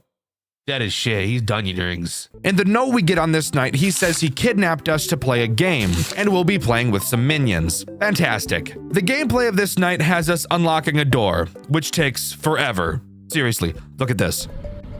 Oh my god. Really? So yeah. That's a lot of fun. While this is happening, we'll have to constantly be checking the doors to our left and our right. Going up to them, we can listen for growling. If we hear growling, all we have to do is run to the closet in the middle of the office and hide until they go away. However, if we stay in the closet for too long, we'll be killed by another character. Why am I getting raped from all angles today, huh? After we fully unlock the door, I fully expected this section to come to an end, but no. Not quite. Instead, we get thrown into a fucking Shadow Freddy boss fight. What the fuck? Whoa. What the fuck? Boss. And unironically, this boss fight is better than the only boss fight in Heartbound. But let's be honest, that's not very hard to beat. You'll have to dodge these little colored things, not really sure what the hell they're supposed to be, and then he'll start throwing pizzas at you, which are super not fun to dodge. These stupid pizzas were actually the only thing I took damage to in my playthrough, which you can see over on my second channel, Dxtr Black. And finally, he drops these things. I don't know what they are. At first I thought olives, but then I thought about it and that doesn't make any sense. Comment down below if you know what these things are. But after you complete the fight, you'll find the body of the child who supposedly possessed Freddy, and he bleeds on the floor, which would imply to me that the kid was alive and we just killed the fucking child. If that's the case, does that mean we're clinically insane? Maybe so. We learned that we were never allowed to tell the police about the missing kids because he brought us here? Or something? I'm not totally sure why we can't tell the police. My only guess is something along the lines of it'll look like we killed them all. I'm not really sure at the moment, but I'm sure we'll learn plenty more. For now, let's continue. Now we move on to the next section of this game. We're still in Chapter 2, except now it's 1:30 a.m. That's right, we're really splitting this game up into as many pieces as we can, and I'm all for it. Unfortunately, there's literally nothing interesting for me to talk about during this section. We're back in the office area, except literally nothing has changed since the first time we played this. Freddy, Bonnie, and Chica move slightly faster, but nothing new is actually introduced. So let's move on to 2 a.m. 2 a.m. actually marks the beginning of Chapter 3, which means we have something interesting to talk about. We learn that the building got shut down due to it being disgusting as fuck. Food all over the floor, little kid throw up down the backs of the robots, all the nasty shit. During this section, we play as a temporary janitor, so I guess we just have all the fucking jobs now, huh? Something you'll notice about this night as we talk about it is that even though, yes, we are a janitor, literally no cleaning happens whatsoever. Instead, all we do is fix a fucking elevator. As that would suggest, this section of the game takes place in an elevator. Our goal is to get to floor 5, but in order to do that, we first have to connect each floor to like a mainframe or something. I have no fucking idea, just roll with it. All this section consists of is basically looking at this fucking screen until this bar makes it to this square. Once it does, press the green button on the elevator to move to the next floor. Of course, it's not just that, as there is a threat trying to eat our butts the entire time. that threat being Withered Bonnie. I'm not going to dive into the possible reason as to why we see normal Bonnie during the next sections and Withered Bonnie now. Maybe we're not playing as the same character, maybe this section takes place during a different time, or fuck it, maybe Bonnie just took his fucking face off, who really cares? While you're connecting the elevator, Bonnie will slowly get closer and closer to you. Once he gets too close, all you have to do is close the elevator door until you hear him back off. Then go back to doing what you were doing. While the door is closed, it will drain power, but considering you only have to close the door on Bonnie for like 4 seconds, there is literally no way you're running out of power during this section. After reaching floor 5, we get a cutscene. Our character walks past an assembly line and finds the puppet's gift box. On it, we find a note that tells us to meet in the alley of Fredbear's Family Diner, signed by the puppet herself. What the fuck is going on? Why did the puppet leave this note here? Why did she know that we were going to be here? And why not just meet me to talk to me at this place since you already know I would be here? Who knows? But I'm sure we'll find out as we continue. Speaking of, let's do that. Here we are, back into the office section of the game, where this time Foxy is actually finally activated. Really should have happened last night, but we'll roll with it. Let's talk about what he does, as even though he is super basic, he's still the most interesting of the characters so far. Foxy can attack both your left and right door, much like Freddy, except Foxy actually takes advantage and turns it into an actual mechanic, unlike Freddy. Foxy too can appear at your window, except the main difference with him is that we're told he can only hear the frequency of alarm 24. So finally, we have a use for this alarm. It works in the exact same way as alarm 15 and will just send him back. The real difference with Foxy is how he attacks your door. Unlike every other character, he won't ever enter your office, so he finally gives our camera a use after 2 nights of never needing to turn around. You'll have to watch the cameras next to your office to tell which side Foxy is going to attack. When you see him enter either one of these cameras, you'll have to use the alarm on that side of the office and he'll leave. However, you may have noticed something weird when I explained that, and I'm thinking the same thing. The alarm that plays when you use it on the doors is the exact same alarm as alarm 15, yet it scares away Foxy. But the phone guy told us that Foxy can't hear alarm 15, so like, what the fuck is even going on? This makes no sense whatsoever. Just wanted to point out that little inconsistency. There's nothing else to talk about on this night, so we can move on to the next chapter. Chapter 4 puts us back into the top-down 8-bit minigame style, something I was pretty excited to see. This section acts kind of like a puzzle section, and I say kind of because there's also quite a bit that isn't puzzles. To start, all we have to do is push 2 levers, getting scared as fuck by a shadow at the same time. Maybe I can open this? Oh no, that opened up this side, okay. Oh my god! What the fuck was that? Then we have to press 2 buttons to open a gate. But I'm not kidding you, this is quite possibly one of the tightest timings I've ever seen in my life. Pressing these 2 buttons on the timer you have to press them in is borderline frame perfect. Really made my penis hurt trying to pull this off. However, after doing so, it opens another gate with some levers to pull a certain number of times to open another gate. To figure out the code, we have to do some basic mental math. But for someone like me who sucks ass at mental math, this part took me much longer to beat than it should have, which you can see over on my second channel, Dxtr Black. Afterwards, we continue and have to do another even more bullshit double button press timing. This one is absolutely brutal. I can't even lie to you. Got it. Fucking A. That's ass. That opens another gate and we find the marionette. Upon walking closely, we start a conversation. We learn that we're playing as Henry, as the puppet refers to us as her father. There's a whole lot of fucking yapping here, but she basically tells him that William is killing kids again and that a new establishment is opening. The plan is to tamper with the animatronics so that Michael then tampers with them, causing them to attack William, and then William will go to take them apart, wherein he'll be forced into the suit and die, and then we'll burn down the building with everyone inside. So really just the FNAF storyline, but that's our plan. Finally, we're thrown into a midnight motorist minigame for some reason. I'm really not sure why, but it's long as fuck. And from what I could see, there was no secret way to go to juniors like there is in the original. We end by getting some dialogue from Henry and nervous about what he should do and what will happen if he goes along with the plan. And with that, we move on to the next night section that's probably going to make me fall asleep. With 3:30 rolling around, it's time for us to move on to the next night section. And believe it or not, there's actually something new that gets added this time around. That being Golden Freddy. I'm pretty sure is who this is, at least. We get a phone call from Golden Freddy this time around. He says he loves playing with us. So it seems that the atmosphere has taken an unfortunate sexual turn, but we have to roll with it.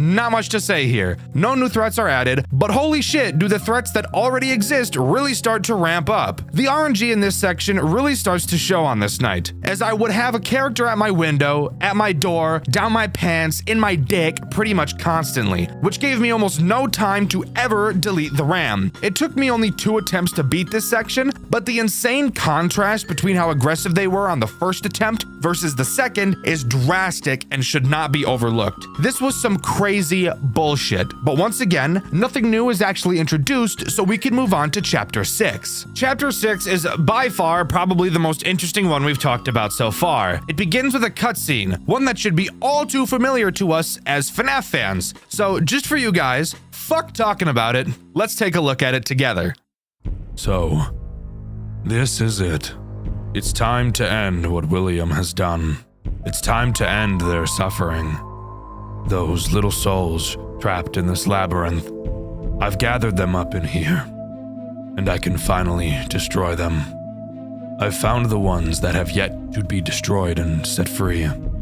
For instance, those little children, the ones that come together as a group on a daily basis.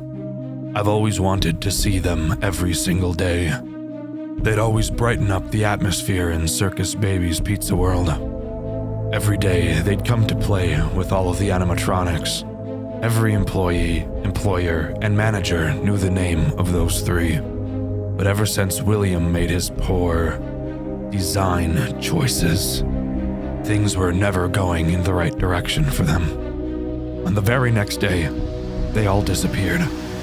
I'd never realized that William could create such abominations. I realized there was a reason why Funtime Freddy had a huge tank. It was quite obvious. And no wonder the other 2 were always active every now and then. Not to mention Circus Baby. She was brought outside on the first day and was forced to stay inside the next day. It's such a misery, to be honest. I wasn't the only one who saw Circus Baby capture Elizabeth. Now, her soul is trapped inside of her. I wouldn't forget my daughter as well. No more shall I let her suffer as one of William's creations. This place is where everything shall end. A maze with no exit. A labyrinth with no prize. They don't even realize they are trapped. For some of them, I believe there is peace and perhaps more. Although, for you, William, the darkest pit of hell is ready to swallow you whole.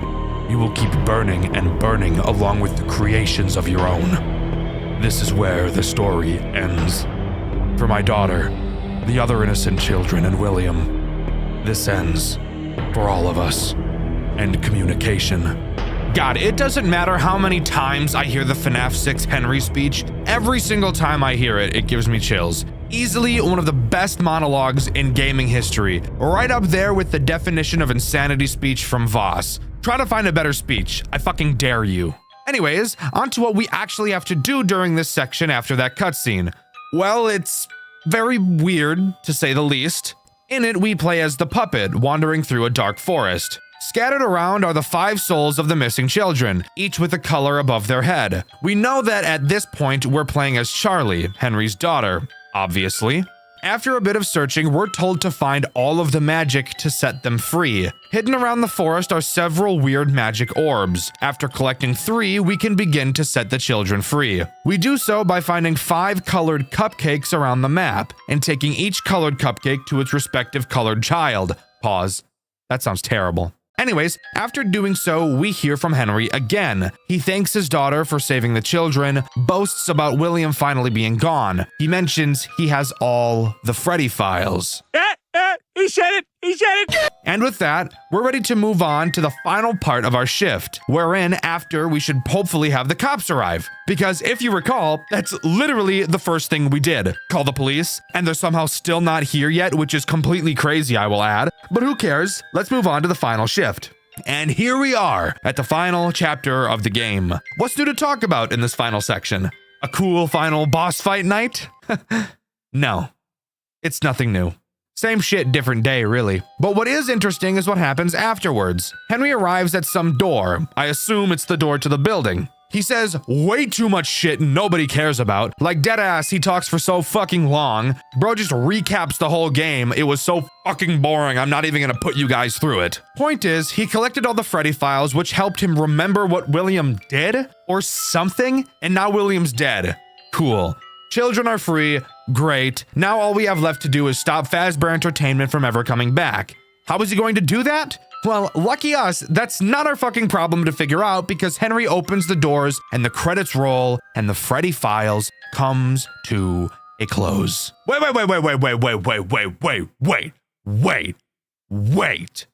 Hold up. Freeze frame. What about the cops?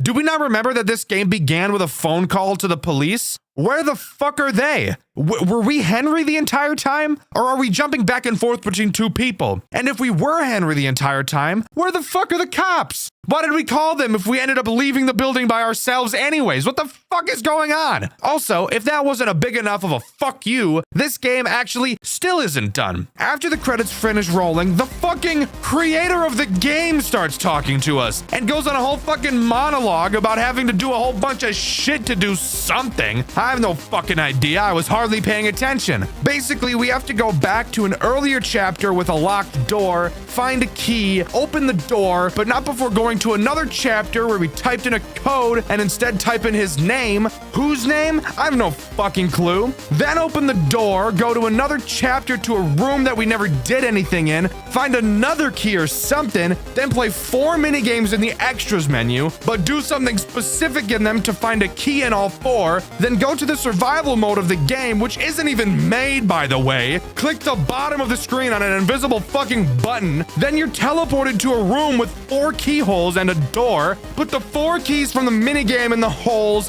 unlock the door, and then fucking something happens. Do I have any idea what happens? No, not at all. Well, luckily for us, I found a guy that actually did it. Shout out to Tanzi Natali for actually doing all this bullshit so that I didn't have to. Basically, there's a final boss fight with a character named Null, and it's just like a bullet hell, except shitty. Then the creator talks to us again. Apparently, the creator of the game inserted himself into the game as the Red Freddy, who apparently isn't even Golden Freddy, it's just the fucking developer. He says he can, like, change the AI of everything or something. Guys, I'm gonna be so honest, I just don't fucking give a shit. If you guys are curious as to what happened after the Null fight, go watch Tonsi's video about it. Holy shit, I just don't fucking care. But that's all the Freddy Files has to offer. Overall, I do think this game is actually pretty cool. I love the idea of mixing in night sections with the little mini games, and even though lore-wise this game is a confusing clusterfuck, I think from a gameplay standpoint, it was still pretty cool. Even if the gameplay is easy as fuck, at least there's something different to do all the time. What is your favorite Roblox game? Don't answer that. I don't want to see any comments saying Forsaken, that game is terrible. Let me be more specific. What is your favorite Roblox FNAF game? Maybe you say FNAF 2 Reimagined. Maybe you say dog watching. Well, I personally have found a new FNAF Roblox series that we could add to the conversation. Today, we'll be talking about Five Nights at Marcus, a series many of you may have never heard about. However, with 3 games being in the series, I'm willing to bet you've heard of the third. It's just a little game that goes by the name of Far From Land. Yeah.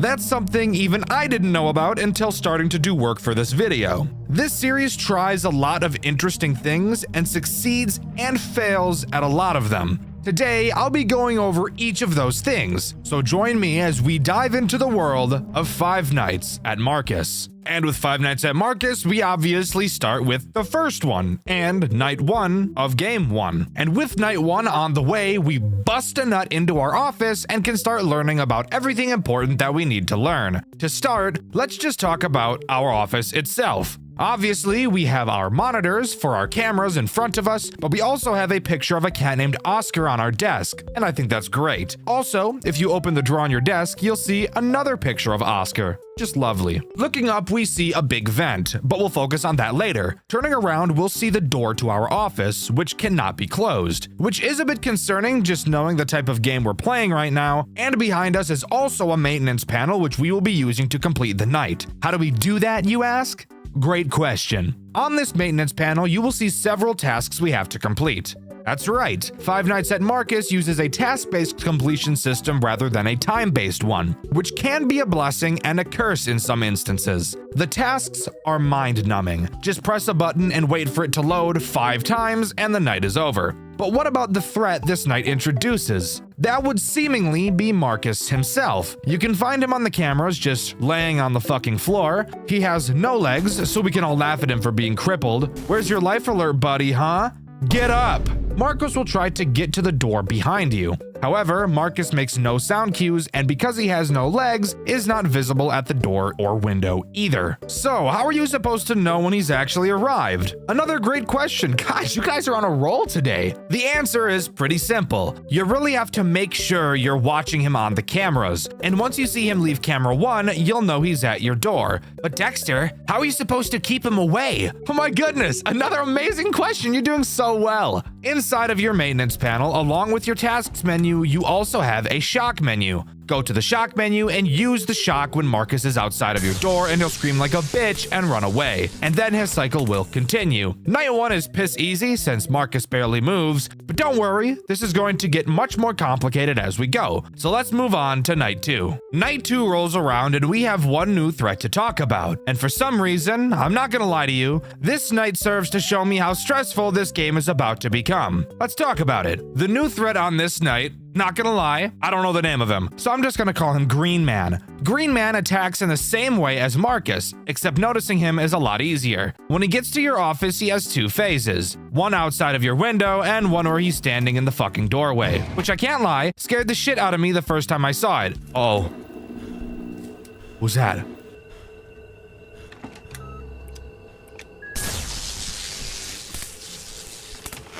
I didn't like that. No, I fucking didn't. What the fuck was that about? Which you can see in my full playthrough over on my second channel, Dxtr Black. Exact same thing as Marcus here. Whenever you see him in your hallway or at your door, shock his ass and he'll reset.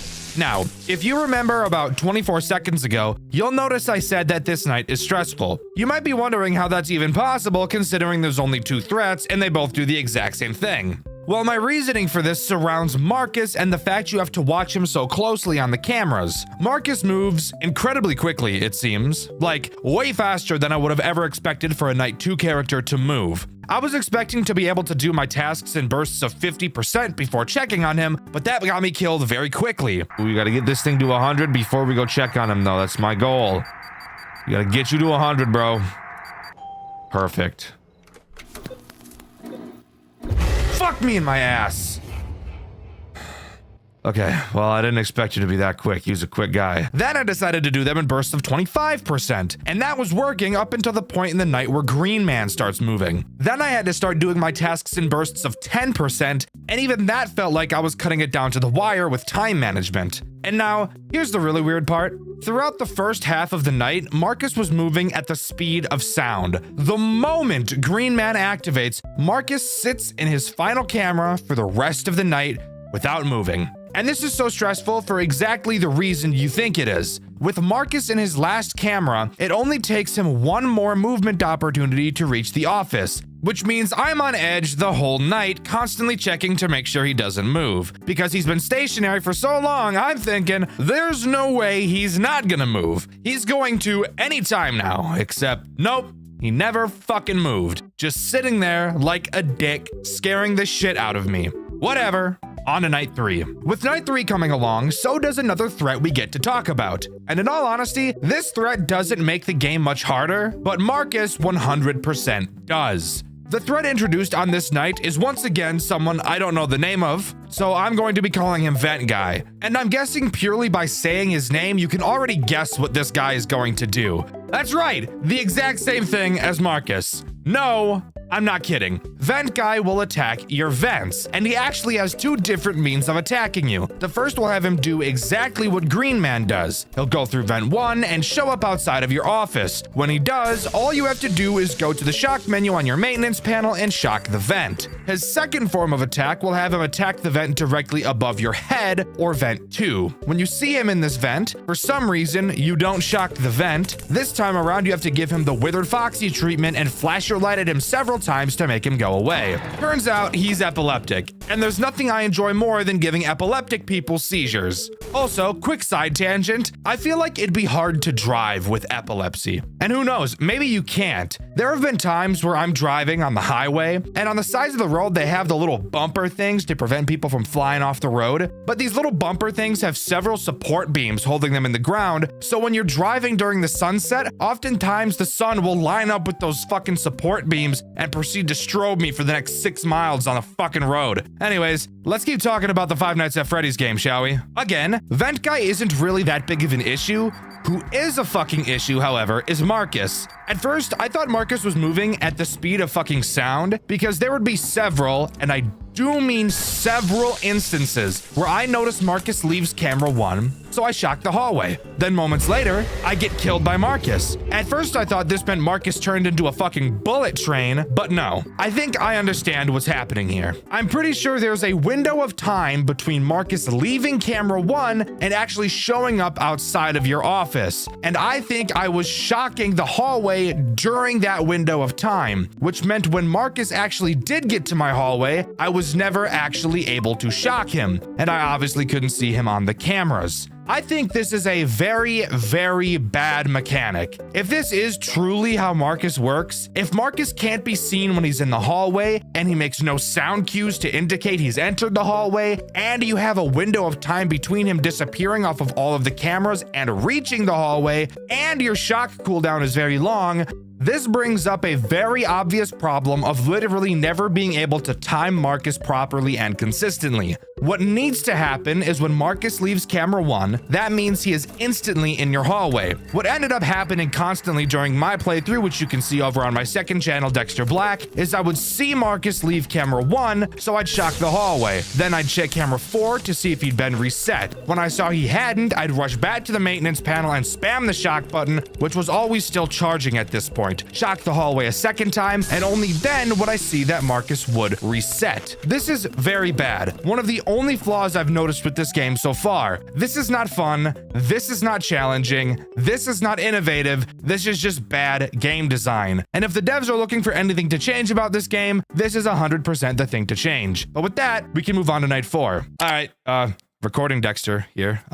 Giving a little note as I'm reading this script and remembering that I wrote this. Marcus, I was told that Marcus, after he is in camera 1 and he disappears, he doesn't go to the hallway. He actually goes to camera 3 after camera 1. However, thinking about that doesn't make sense because quite literally, every time I shocked the hallway and then shocked it a second time, Marcus was reset. So you're telling me that if that's true, what I just said right now, that he goes to camera 3 after camera 1, camera 3 is his final camera, you're telling me that every single feasible time Marcus left camera 1 and I shocked twice, he made a movement opportunity to camera 3 and then my hallway. He made that every time in that window of time without fail. I don't believe that. I have trouble believing that. I think what I wrote originally is correct, but I don't know. Let me know in the comments. Night 4 rolls around, and with it, another threat is introduced. Once again, the name of this character is currently unknown to me, so I'm going to be calling him Screen Guy. Obviously, as I'm sure you could have already seen, there are 6 screens on our desk, and so far we've only ever used one of them. Well, Screen Guy is here to change that. Throughout the night, at random, he has a chance to appear on any of the non-camera screens. He'll make a subtle sound cue when he appears, and all you have to do is click the monitor he occupies, and he'll go away. Incredibly basic character, not really much to worry about. Something about this night I want to mention is 2 things that I learned.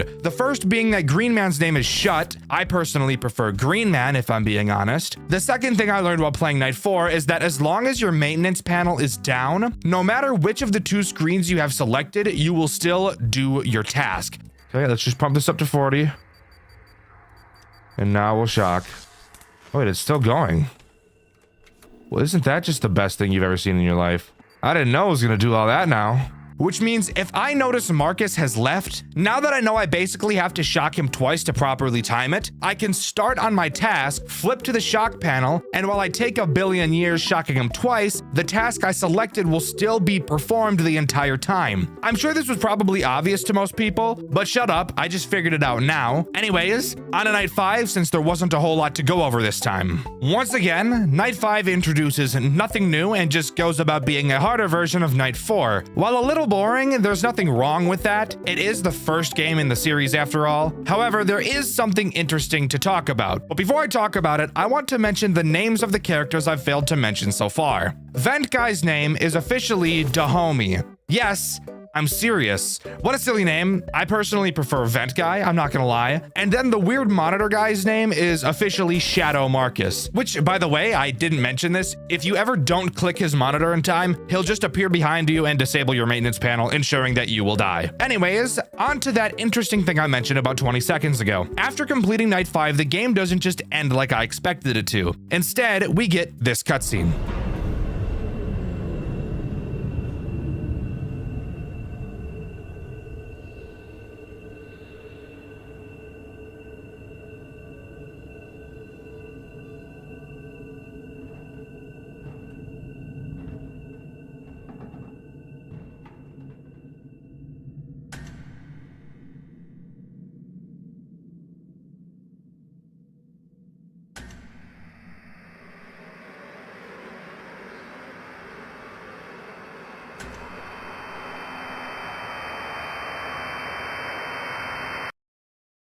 But there we go. After completing Night 5, we get a sneak peek at possibly our antagonist, and Five Nights at Marcus comes to a close. But that's not before we're able to go into the extras menu and read a little bit about the characters. We see that Marcus was never finished being built, which is obviously why he has no legs. Shut was originally designed to be so tall for intimidation, as he was going to be a security robot, but he soon turned hostile. Dahomey goes into your vents because he's so small, and he was the last robot made before the company had to hand over all of their robots for investigation, which I find interesting because they're not being investigated in this game. They're just sitting in a building. And finally, the company has given no word as to what Shadow Marcus even is, so yeah, that doesn't sound weird and suspicious at all.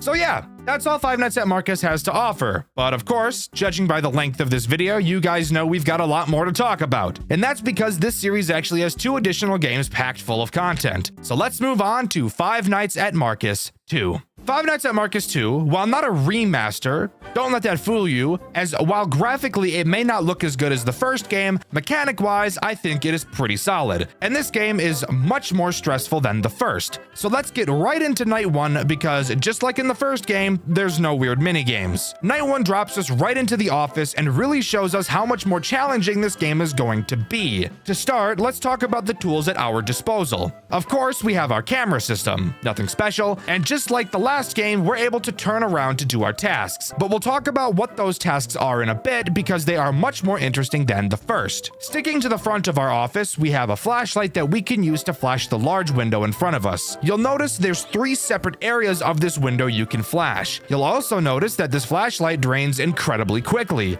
like really fast. So what do we do about that? While looking at the front of the office, you can flip down your maintenance panel in order to repair things or shock things. If your flashlight goes dead, simply repair it and it'll fill right back up. Nothing crazy. Now, let's move on to talking about the task-based system this game has, and why it's much more stressful than the first. To start, this time around, we're not just pressing a button and playing the waiting game. This time, it's actually something we have to pay attention to. We will receive several shipping containers throughout the night. When they arrive, we must scan them, which takes a while, and when they're scanned, we'll get some information about them on the left side of the screen. The information predetermined on the right side of the screen is what should be inside of the shipping container. If both sides match, we accept it. If they don't, we deny it. Every time we do this successfully, we gain a point, and if we fuck up 5 times, we lose. Fucking up is pretty hard, but once these nights start to get more and more stressful, it will become apparent how messing this up could be easy. Do this 12 times and the night is complete. But of course, we all know it's not just that simple, as of course we do have other threats to deal with at the same time. Just like in the first game, Marcus himself is the only character introduced on Night 1, and he is very simple. Even more simple than in the first game. However, he does drain a precious resource far more than any other character does. Marcus will move through the cameras to get to your window. Luckily, this time you'll actually be able to see him when he's at it. And when he is, all you have to do is spam your flashlight at him and he'll reset. But of course, with the flashlight draining so quickly, dealing with Marcus is not something you're going to want to be doing very often, as repairing the flashlight can take a hefty amount of time when you really don't have it. Plus, we'll need to use that flashlight to deal with the other threats that get introduced later, but for now, Marcus is all we have, so beating this night should be easy and we can move on to night 2. Night 2 honestly does way more than I expected it to, and is where I learned that this game has quite a few more characters than the first. So let's not waste any time and talk about the first threat this night introduces, Shut. Returning from the first game like Marcus, Shut plays a role in introducing a very important mechanic into the game, that being your shock system. Inside of your maintenance panel where you repair your flashlight, you'll notice a shock button at the bottom. Switching to the shock screen, you'll see you can shock either the vent or the office. Shut will slowly make his way to your office, and fun fact, whenever a character reaches camera 5, which is the camera right before they show up in your window, they will actually make a sound cue as you'll be able to hear them walking, which is very nice. When Shut shows up at your window, shock your office and he'll go away, wherein you'll then have to wait for the office shock to recharge. Not so bad. Hopefully we just don't get a fuck ton more characters that also require us to shock the office. The next threat introduced on this night goes by the name of Him. Stupid name, I know, but let's just roll with it, alright? Him will make his way to your office and show up at your window. When he does, all you have to do is shock the office and he'll leave. Uh-oh. Something tells me this game is about to get super repetitive and mind-numbing and luck-based. But those are the only new threats this night introduces. But before we move on to night 3, there's one more mechanic I need to mention now that we've brought up shocking. You only have 5 shocks. When you run out, you'll need to repair your shock to refill it. You usually have plenty of time to do this at this point of the game, but I get the funny feeling it's going to get a lot more difficult as we progress. But with that out of the way, we can move on to night 3. Night 3 only adds one new threat, and the way the game made him sound made me think he was going to be interesting. One of the animatronics took a shortcut through the vents to your office. Make sure you flash. What? 17! But I was sorely mistaken. This night introduces Vent Boy again. I already forgot his name, and I don't feel like checking again because I remember that it was something really stupid. Vent Boy does pretty much the exact same thing that he does in the first game, yet they somehow managed to make him more boring. Vent Boy obviously travels through your vents. When he makes it to your window, you'll see him directly in front of you. Unlike the original, where you have to shock the vent, this time around, you just treat him like Marcus and flash him a bunch of times until he leaves. Very boring. I don't know why they didn't make him a vent shot character, that just makes sense. It's also at this point of the video where I want to mention a pretty glaring flaw that this game has, and I'm sure you might have already caught on. There is so far no reason to ever check your cameras throughout this game, and in fact, even the sound cues aren't necessary, as you could pretty easily beat what we've talked about so far with the game muted. Here's what the strategy boils down to right now. Start the night and immediately start working on tasks. Every time you send a container, turn around and very quickly flash the 3 sections of the window to waste as little flashlight power as possible. If you don't see anyone, do your next task. If you do see someone, deal with them. If it's a shock character, shock them and then repair your flashlight before turning around and working on the next container. The only time you won't repair your light here is if you need to repair your shock instead. Repeat this 17 times for night 3 and you have it completed. Is this night hard? No. Do all of the characters make you feel intimidated? No. Why?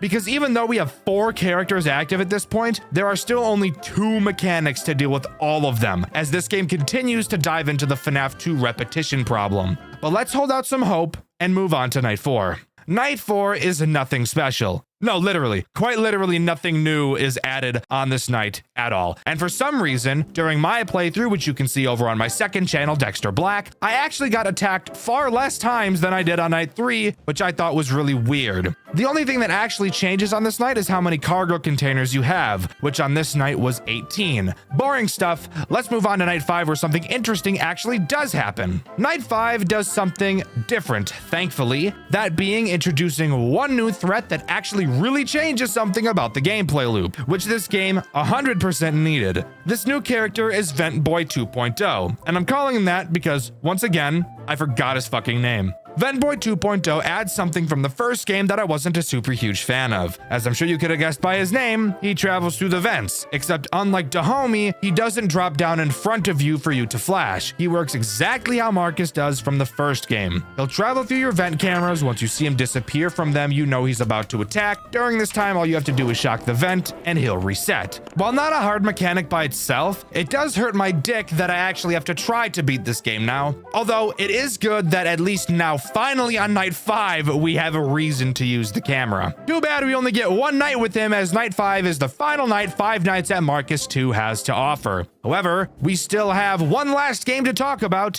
and it's not called Five Nights at Marcus 3. I actually didn't even know that the next game we'll be talking about was even a part of this series, that game in question being Far From Land. So let's jump right into that. Far From Land starts in a very interesting way. Unlike both of the Five Nights at Marcus games, Far From Land actually has something other than just night sections, as this game opens to a cutscene about cargo ships that work for Celadon, and go figure, we play as the person driving this cargo ship. And oddly enough, we're referred to as Marcus by the phone guy. Hey, recording Dxtr once again. No, we fucking aren't. We're not called Marcus. I don't know why I fucking wrote that. We're called Malcolm. Guess I'm retarded. Anyways, let's continue. Speaking of the phone guy, he's nothing special on our first voyage in the game. He tells us how to deal with problems, blah, blah, blah. Let me do that for you guys. To start, once again, like the other games, Far From Land is a task-based completion system, which I really like. And this game's task is by far the most interesting and engaging so far. We have to literally just drive the fucking ship.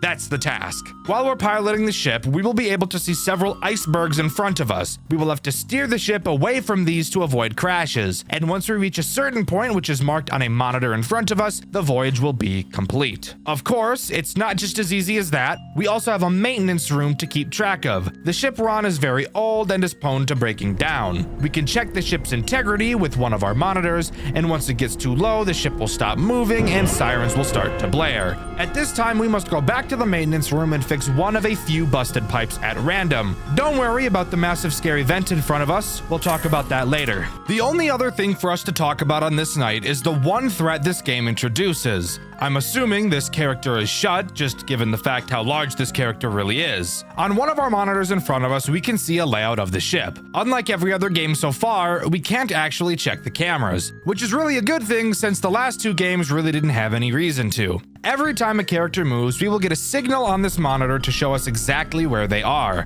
Obviously, Shut is the only character active on this night, so he's all we have to talk about. Shut, being the most basic of the characters, does the most basic thing. He will wander around the ship until he reaches the hallway directly behind you. You'll be able to hear him when he arrives. Turning around will show him inside of the hallway, but you don't have to do anything at this point. The next time Shut moves, he will be right up next to you, so you need to make sure you're facing the hallway when this happens.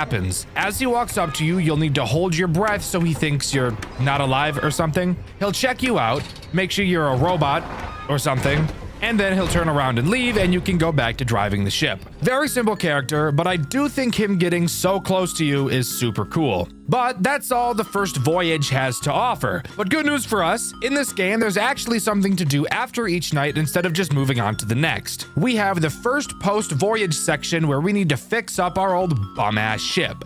During this section, we're in an area that's dark as fuck. We're equipped with a flashlight and a checklist. We'll have to find several jerry cans around the map, fix several pipes, shut off the power, and find and replace the fuse of the ship's generator. Then this night will truly be over. Of course, it's not just as simple as that, as there is a threat lurking around. Do I know the name of this character? Just like most other characters introduced in this series, no. But I'm sure I'll find out the more that I play. For now, I'm going to call this character the Puppet because its drawing kinda looks like a discount marionette. The puppet will randomly wander around the ship as we're doing our tasks. This place is dark as fuck, and using our flashlight is essential. Every time we move to a new location, we'll have to pause and listen for the puppet's breathing. Even though it's a fucking robot, it still is loud. When we hear it, we must hold our breath until it leaves, wherein we can then continue our tasks. Very simple overall, but I do think it's really cool they're adding something to do after the main night sections.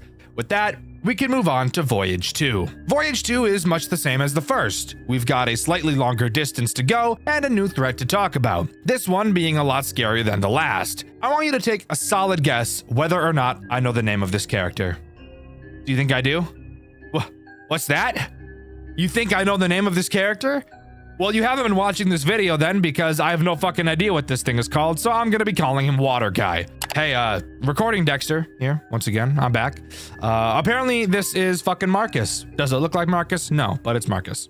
Water Guy uses a mechanic that has to do with water, if you couldn't have guessed based on how I named him. One of the monitors on the panel in front of us shows off our water integrity. This is basically just explaining how much water the ship is currently storing. Pulling the lever next to it will increase how much water is stored if it ever decreases. But that brings up the question of how it decreases. Well, that's where Water Guy comes into play. Just like Shut, he will make his way to where we are. However, he uses a different entrance. If you turn to where Shut attacks and then turn left, you'll see a new door. This door has no light and there's no way to see into the doorway. I'm sure you can see where this might be going. And you'd be right. You will not be able to see Water Guy when he's in the door. And with no cameras, how are you supposed to track him? Well, that's where that trusty motion detector comes into play. When you see that he's near the entrance, quickly whip around to that doorway and pull a yellow lever that releases a sprinkler system into the doorway for some reason. Not really sure why this is here, but it is. When you do, you'll see Water Guy spark, since, you know, he's a robot and they don't really fuck with water and such,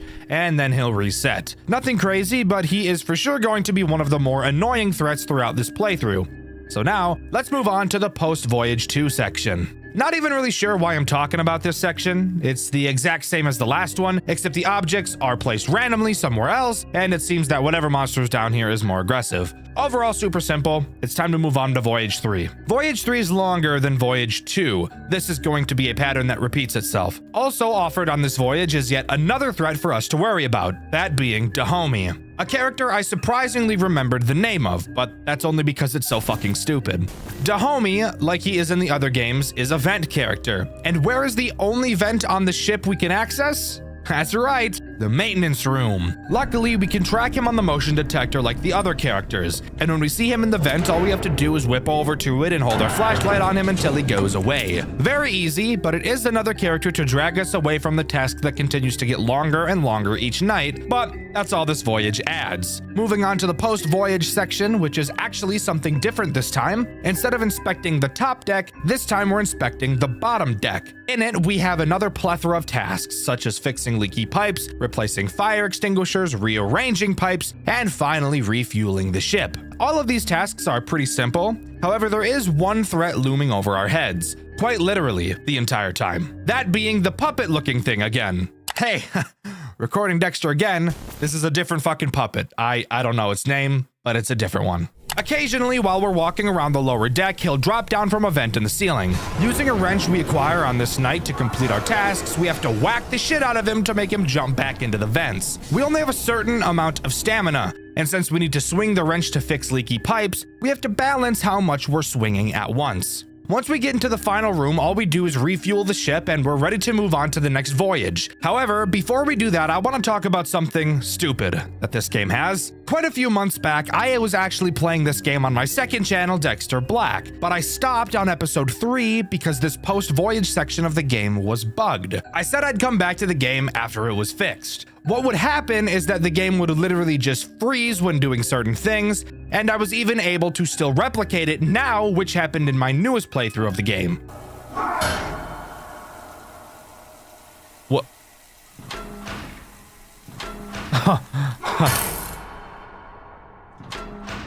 See, look, I already broke the game.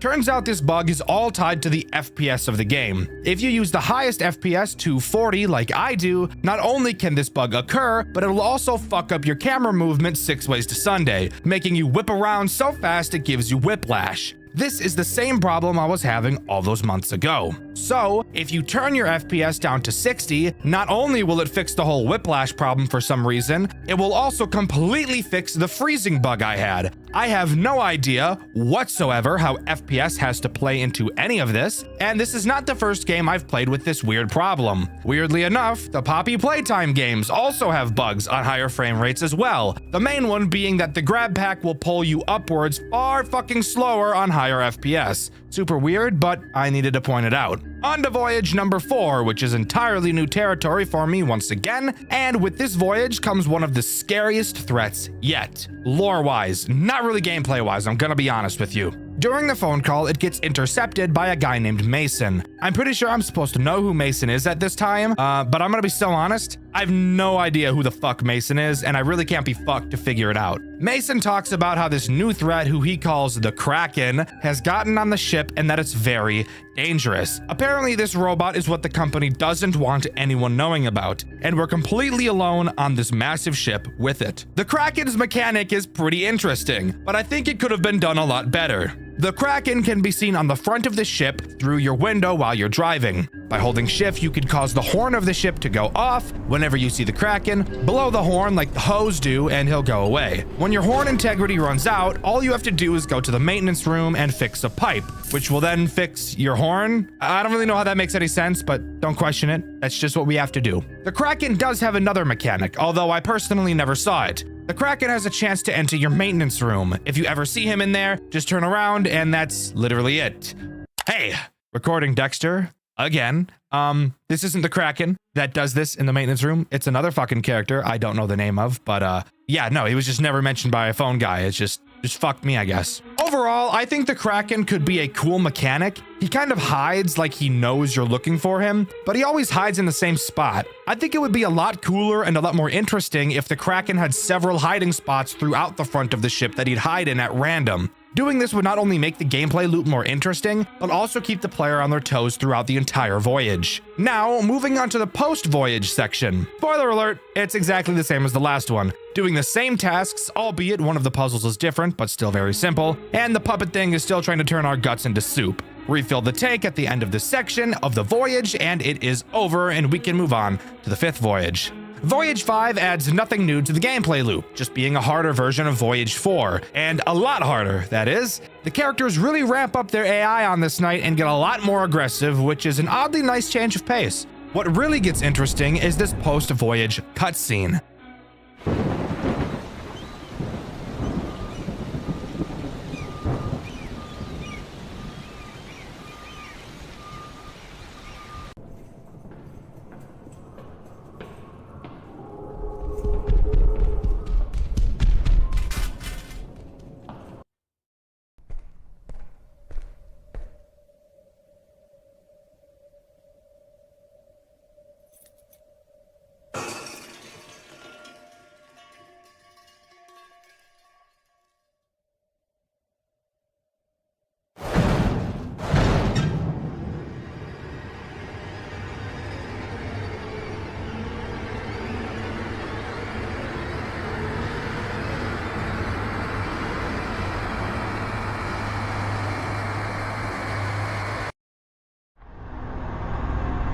Why are you doing this?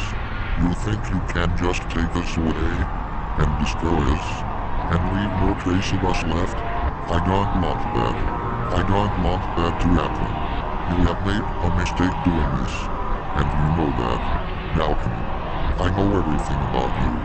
You are just like everyone else I've killed. Weak. Maybe I know why you are even here to begin with. Is it because of your brother? I know you're hurt. And I know you want to take revenge, but you know deep down that you'll never defeat me. Never come back here. Never tell anyone about this, or else you'll have to face me.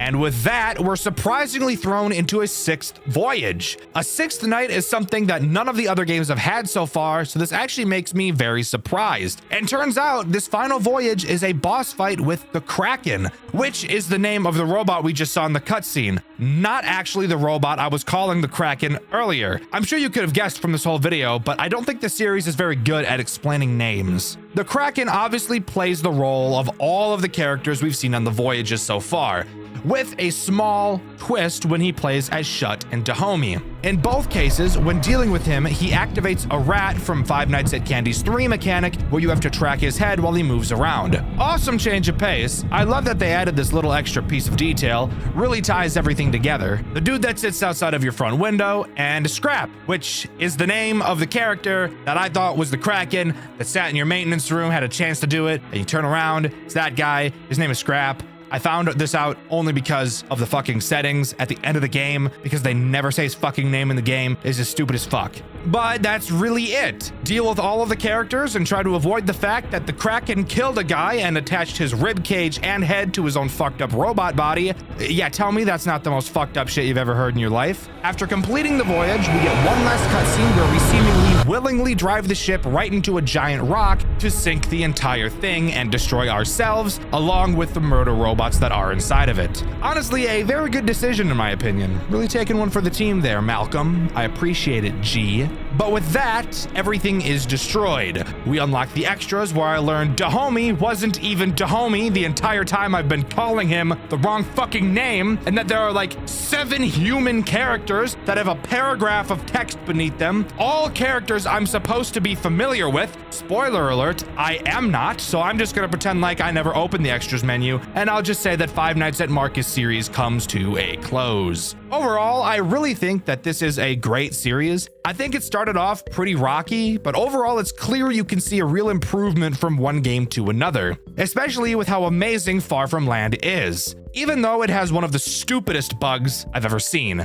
I just really hate how lore-wise, I literally picked up none of it. Literally 0 pieces throughout my whole playthrough, which you can see over on my second channel, Dxtr Black. What do you think is the most overused and bloated genre in the FNAF community? I know that might seem like a weird question, but in recent years, I really think I've come up with a really good answer to it. Just something that you see in FNAF games that has become sickening to see. Maybe you think the ransomware trend has run its course and needs a break for a while. Maybe you think boss fight nights have been done to death and we need something new. Or maybe it's something else entirely. Well, for me personally, I think every other FNAF game being about Fredbear has been done so much and I just really need a break. However, as I'm sure you could have guessed from me bringing this up, that is the type of game we'll be talking about today. And no, unfortunately for you, it isn't Fredbear game number 998433, so if you were hoping for that today, I apologize. But stick around because I think you'll really like this one too. Maybe. The game we'll be talking about today is called Welcome to Fredbears, and I'm willing to bet that even if you've seen this game before, you might not know which one it is just from me talking about it, since all of the titles of the Fredbears games are pretty much exactly the same. I would explain what the game is about, but that's what the entire video is, so just strap in, try the Big Mac meal for the first time, and let's get right into Welcome to Fredbears. Welcome to Fredbears starts with an opening cutscene. In this game, we actually play as William, which I think is pretty cool. We get a call from an unknown number, and the man on the other end explains that he works at a storage facility in Utah. I personally didn't even know anybody actually lived in Utah. I thought that was just like some fairy tale place, but hey, I guess you learn something new every day. Hello? Hello? Am I speaking to William Afton? Yes, and you are? I'm calling you on behalf of the storage rental of Utah. Unfortunately, we have gone out of business, and we're accordingly emptying out all of our storage units, except for yours due to the excessive amount of items in your units. So please come to the storage facility at your earliest convenience, or you will be fined. If possible, tonight. With that, William wastes no time and pulls right up to the storage facility like I pull up to Shotty's house after she had 3 bean burritos from Taco Bell. Jesus Christ, dude, we're just getting started. What is wrong with me? After entering the building, we go to find our storage unit, only to see a sticky note on the door explaining that the key to our unit is on the desk in the main room, just making me waste my fucking time walking all the way back to the front desk to pick it up, only for us to then have to walk all the way back. Personally, I'm loving the direction this game is going already, aren't you? By the way, during this opening section, we have a to-do list to guide us along the way of what we're supposed to do. And I personally like to imagine that William is writing these notes to himself so that he knows what he has to do. And I think it's really funny that he's writing basic shit like find the unit, open the unit, like he's retarded and won't be able to remember basic things. Anyways, moving on. With that, we open our storage unit and step inside, only to realize that this just might be the largest storage unit to ever grace the face of the planet, because holy shit, this thing is gigantic. I happen to own a few storage units myself, and not a single one is even close to being this big, but that's really besides the point. Obviously, the real reason we're here is to move all of our belongings out of the unit, which I find odd because we only came here in our tiny little dinky car, knowing full well we have a storage unit full of shit to clear out. I guess we just really want to be moving for the next month straight. And now, would you believe me if I told you that even knowing we have to start moving things out, we don't start moving things out? I know. Hard to believe that we would come to this building and not do the one fucking thing we were tasked with doing. So you might be wondering, if we're not doing what we're supposed to be doing, then what are we doing? Oh shit! Oh shit! Motherfucker old as shit! Look at the motherfucking glasses on that bitch! Dang, a fat motherfucker right here got a big old pot belly on that big boy. Fuck. Well, the answer to that question is simple. All we have to do is walk around the unit and look at sticky notes. As you can see, we have several animatronics around the area, and each is labeled with a sticky note. It seems like these variations of the characters are very early versions of the final designs, which would make sense since most of the Fredbear's games do take place a long time ago. Every time we pick up a sticky note, a page is added to our notebook where we're tricked into thinking that we're going to be learning something interesting about the characters, when in reality, that's not true, and we actually just learn how we're going to have to deal with each of these characters once we finally get into the night sections. Speaking of, when does that actually happen? Fantastic question, viewer of questionable age. I'm rewriting that line. That sounds awful. Fantastic question, viewer who probably isn't actually viewing the video, but is instead listening to it in the background. Let me tell you exactly what happens next. After we look at the last sticky note, we hear an alarm go off. Stepping out of our unit for a moment, we see that the door to the hallway we're in has been closed. Looking around, we see nothing weird, and then somehow fucking Circus Baby appears right next to us. Oh my fucking cry ass, bitch! The fuck was that, ho? Who the hell was that? What the fuck baby bitch doing in here? Tall glass of water looking ass. No, seriously, where the fuck did she come from? We look in both directions and see nothing, and then somehow she's right next to us. Tell me how that makes any sense at all. Anyways, we have to do a short QuickTime event to get away from baby and then run to the security office. Now pause. Why the fuck do we have a security office inside of our storage unit? It's not like the security office is to the entire building. No, it's actually specifically inside of our unit. Tell me how that makes any sense at all. Oh yeah, it doesn't. After making our way into the office, we see Baby walk up to the window where we learn the first mechanic of this game. Throughout the night, Baby will approach our window. When she does, all we have to do is shut the power to the office off so that she can't see us, and eventually she'll leave. She will do this several times. It's also just scripted here at this moment. Throughout the game, we'll be able to pull out our notebook and read about the animatronics we took notes on, which will soon be attacking us. Something I chose not to do during my playthrough, which you can see over on my second channel, Dxtr Black. I instead chose to trial and error things for minutes on end because I forgot that I could look at this notebook. It's also in this notebook where we can see William live writing his thoughts instead of defending himself. This game is split into hours rather than nights, and on the first hour, he writes this.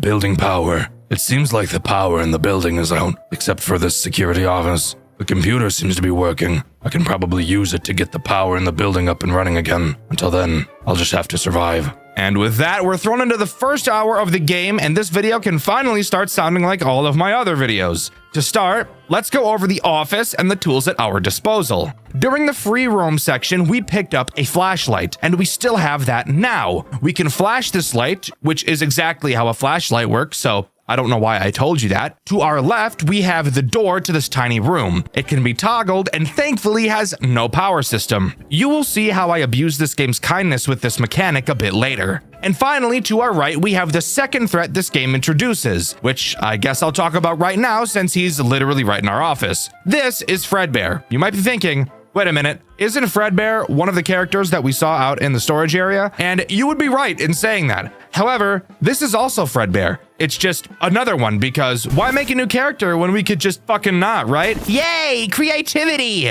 Throughout the night, Fredbear will try to get up and attack you. Dealing with him is incredibly easy. All you have to do is occasionally hold your flashlight on him and he'll sit his fat happy ass back down. Your flashlight also has no power, so you'll be happy to hear you don't really ever have to worry about that. Finally, the last thing to talk about is the way the night progresses. Even though we have a clock on our desk, that is very misleading as this game is not completed based on time, but is instead a task-based completion game, which you know what that means. No actual task, and it's just waiting with extra steps. Also on our desk is a computer. Turning on the computer will show two things that we have to reboot: the ventilation and the power. When you click on them, they will slowly start to reboot. And once both of them are rebooted, then the hour will be over. Very boring, but sure, whatever, I guess. Something I want to mention about Baby, since it actually makes sense to mention it now, is what happens when you turn the power off to deal with her. Well, that's very simple. Not only does your door open if it was closed, but of course your computer will turn off as well and progress to rebooting will be paused. Now, that's not a problem at all, but what is a problem is the embarrassing amount of times I forgot to turn the computer back on, leading to the night taking way fucking longer than it ever needed to. So, even though Baby did follow us to the room this night, she surprisingly isn't actually active at this point in time. Who is active, however, is Fredbear. No, not the Fredbear in our office. Well, yes, he is active too. I'm talking about the other Fredbear, the one that we saw a bit earlier. In hour 1, we're attacked by 2 Fredbears at the same time. Talk about the worst double penetration of your life. This is a train you never want to ride on. Fredbear 2, as I will be calling him from now on, will be present outside of your door. Slowly throughout the hour, he will creep closer and closer to your office like Jared Fogle used to creep closer to playgrounds in broad daylight. All you have to do is literally the exact same thing as the Fredbear in our office. Occasionally flash your light through the doorway to scare him away. So as long as you're doing that semi-frequently, you'll be fine. And you'll be doing it a lot because this is what the gameplay looks like all the time. All I know is DDF, AAF, DDF, AAF. That's all I know. But yeah, that's all this first hour has to offer, except you'll be excited to hear that this game actually has some post-night minigames that are just as mind-numbing as the actual nights. Aren't you just so fucking excited? I know I am! After the reboot is up, obviously the power goes out since it's all rebooting. During this time, we need to turn around and replace 3 fuses in the generator so that the reboot can be completed. Doing this is very easy, but very time-consuming. You will have to very slowly unscrew 6 different screws to get the fuses out. Each screw will take about 30 fucking seconds to undo, so be prepared to be here for the next 8 years. I'm not very good at math. After all of the screws are out, you have to remove the 3 fuses, grab 3 more from a box on your right, and replace them, then re-screw the goddamn screws. Are you fucking kidding me? Holy shit. Of course, it's not just that easy. Everybody knew it wasn't going to be that easy. During this minigame, you're armed with a lighter. What happened to your flashlight? I literally have no idea. It's not tied to power, so I don't see why we couldn't use it, aside from the fact that the dev thought using a lighter during this section would just be more creepy. Who really knows?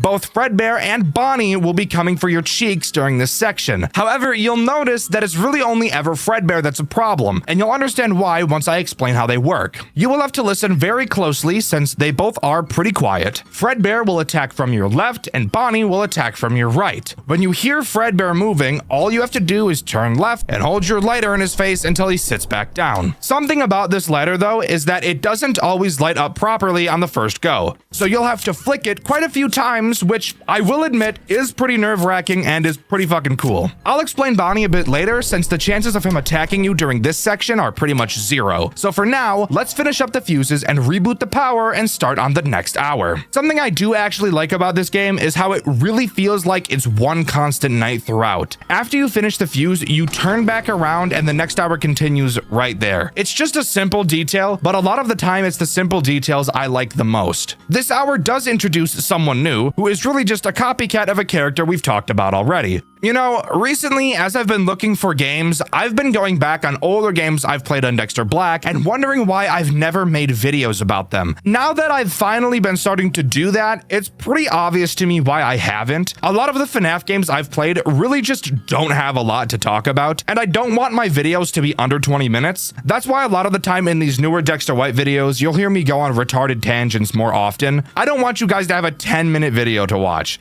Anyways, moving on. The new character introduced on this night is Bonnie. Hey, awesome. We were just talking about you. Now, technically, this character is Spring Bonnie. However, the sticky note calls him Bonnie, so I'm going to be calling him Bonnie too, since that takes a lot less time to type. And I have a pounding migraine right now. I want to get this script writing section of the video's pipeline done as fast as I possibly can. Bonnie is pretty much just baby. And by pretty much, I mean he literally is. Bonnie will occasionally walk up to the window in front of you. When he does, all you have to do is turn the power off until you hear him knock on the glass. And then a few seconds later, you'll be able to turn the power back on again. And for the love of fuck, do not forget to turn your computer back on like I did. Holy shit. I wonder how many more times I'm gonna forget to turn that thing on and just absolutely just fucking ream myself. Anyways, now we can move on to talking about the post-hour minigame. Hooray! You may be wondering what there even is to talk about here, since it's going to be the same thing every single time. And that's a very good question. But worry not, I have an answer for you. On this hour is when Bonnie will finally be here in this reboot section. However, he's also joined by the other Fredbear. Fredbear 2 works the exact same as Fredbear 1, except he attacks the opposite side. Same shit, different day with him. Just turn your lighter on and he'll go away. Bonnie, however, is a bit different and is literally completely useless as a character during this section. He will only ever attack your right side, and he has a different sound cue that plays from Fredbear 2. The difference between the sound cues is incredibly noticeable, so you will literally never mess them up and confuse the two. When Bonnie attacks, all you have to do is not turn the lighter on, so you can literally just fucking ignore him. It's not even like you can't move. No, you can move as much as you want. You can even keep unscrewing and he won't bother you. So like, what is even the point of having him there? I have no idea. Anyways, that's all I wanted to talk about. Let's move on to the next office hour. Hour 3 is quite literally the exact same as Hour 2. No new threats are introduced, everyone is just a little bit more aggressive. That is, except for Bonnie, who is a fuck ton more aggressive. So much so that you may have him attack pretty much the moment you turn the power back on. He means business, and he's not messing around. And of course, when you're like me and forget to turn the computer back on, with how much he attacks, this hour will slow to a fucking crawl. It's completely brutal and one of the most painful experiences I've ever been through. And I've been mauled by a dog and hit by a car, so that's saying a lot. I really just feel like there could have been so much more done with this game. Truly, they had a pretty interesting free roam section at the beginning of this game, and they just don't use it anymore. This gameplay loop of turning back and forth is the rest of the game. I think it could be really interesting if, let's say, for example, after completing an hour, the batteries to our flashlight died, and we had to exit the security office and walk around the darkness looking for new batteries while the animatronics patrolled around and we only had our lighter. I know I personally hate stuff like that, but really anything would be an improvement from how boring this game really feels. And like, not even introducing a new character each hour makes it even worse. It's so boring. Like, I just saw Fredbear, Fredbear 2, and Bonnie. Why are you only giving me them again? Add something new. Even if it's not a new character, add a new mechanic. Make the task you have to complete each night something different, not just a fucking waiting simulator. Make one of the tasks be a minigame where you have to move through a maze or something, like the Tron game you have to play when you're doing heists in GTA Online. That'd be so fucking cool. But no, instead we're given barnacle dick, bottom of the barrel ChatGPT ass ideas. Actually, that's not even true. I bet ChatGPT could think of a somewhat different way to spice up the gameplay a little bit. This game looks really good, and the voice acting we've heard is amazing. It's just really disappointing that the actual gameplay of the game isn't interesting at all. Anyways, of course, after completing the task, we turn around and do the exact same fuse box task again, which, by the way, I will mention is very odd. Why are we having to replace the fuses every hour? This seems very counterintuitive. William has to be spending upwards of $12,000 on fuses monthly to keep this shit lit up. And we know he is because when we first entered the unit, the lights were on. And from the phone call, it sounds like he hasn't been there in a while. So like, what the actual fuck is going on? So much of this game just doesn't make any sense. But whatever, let's just move on to the next hour where hopefully something new is introduced. Hour 4 or 3 a.m. once again, and I'm not kidding, literally introduces nothing new again. Once more, it's just Fredbear, Fredbear 2, and Bonnie, except they're more aggressive than before. But spoiler alert, there's so little to do during this game that even if their AI is increasing, you really won't be able to tell since it's not any harder. Flash, turn, turn, flash, turn, turn, flash, repeat. If you ever hear Bonnie, shut the power off. When that is the gameplay loop, it really doesn't fucking matter how fast you make the characters, since the only difference you'll actually notice is that each night turns into a fucking slog because you have to turn the power off for way longer, meaning that your tasks aren't being finished, which doesn't make the game more challenging, it just makes the game way more uninteresting. If you haven't noticed, we're halfway through this game and we haven't had to close the door a single time. During my playthrough, I was choosing to, but there's literally no character throughout the game so far that would make you close this stupid door. I'm honestly confused why we can't have it closed the whole time. Sure, Fredbear 2 will kill us, but I wonder how that's even possible. If we have a robot that's able to open the only door defending us, I think we have a much bigger issue on our hands in all honesty. Since I literally have nothing to talk about right now, I guess I could bring up what happens if you don't turn the lights off for Bonnie, since I'm just now noticing I didn't do that. If you don't turn the power off,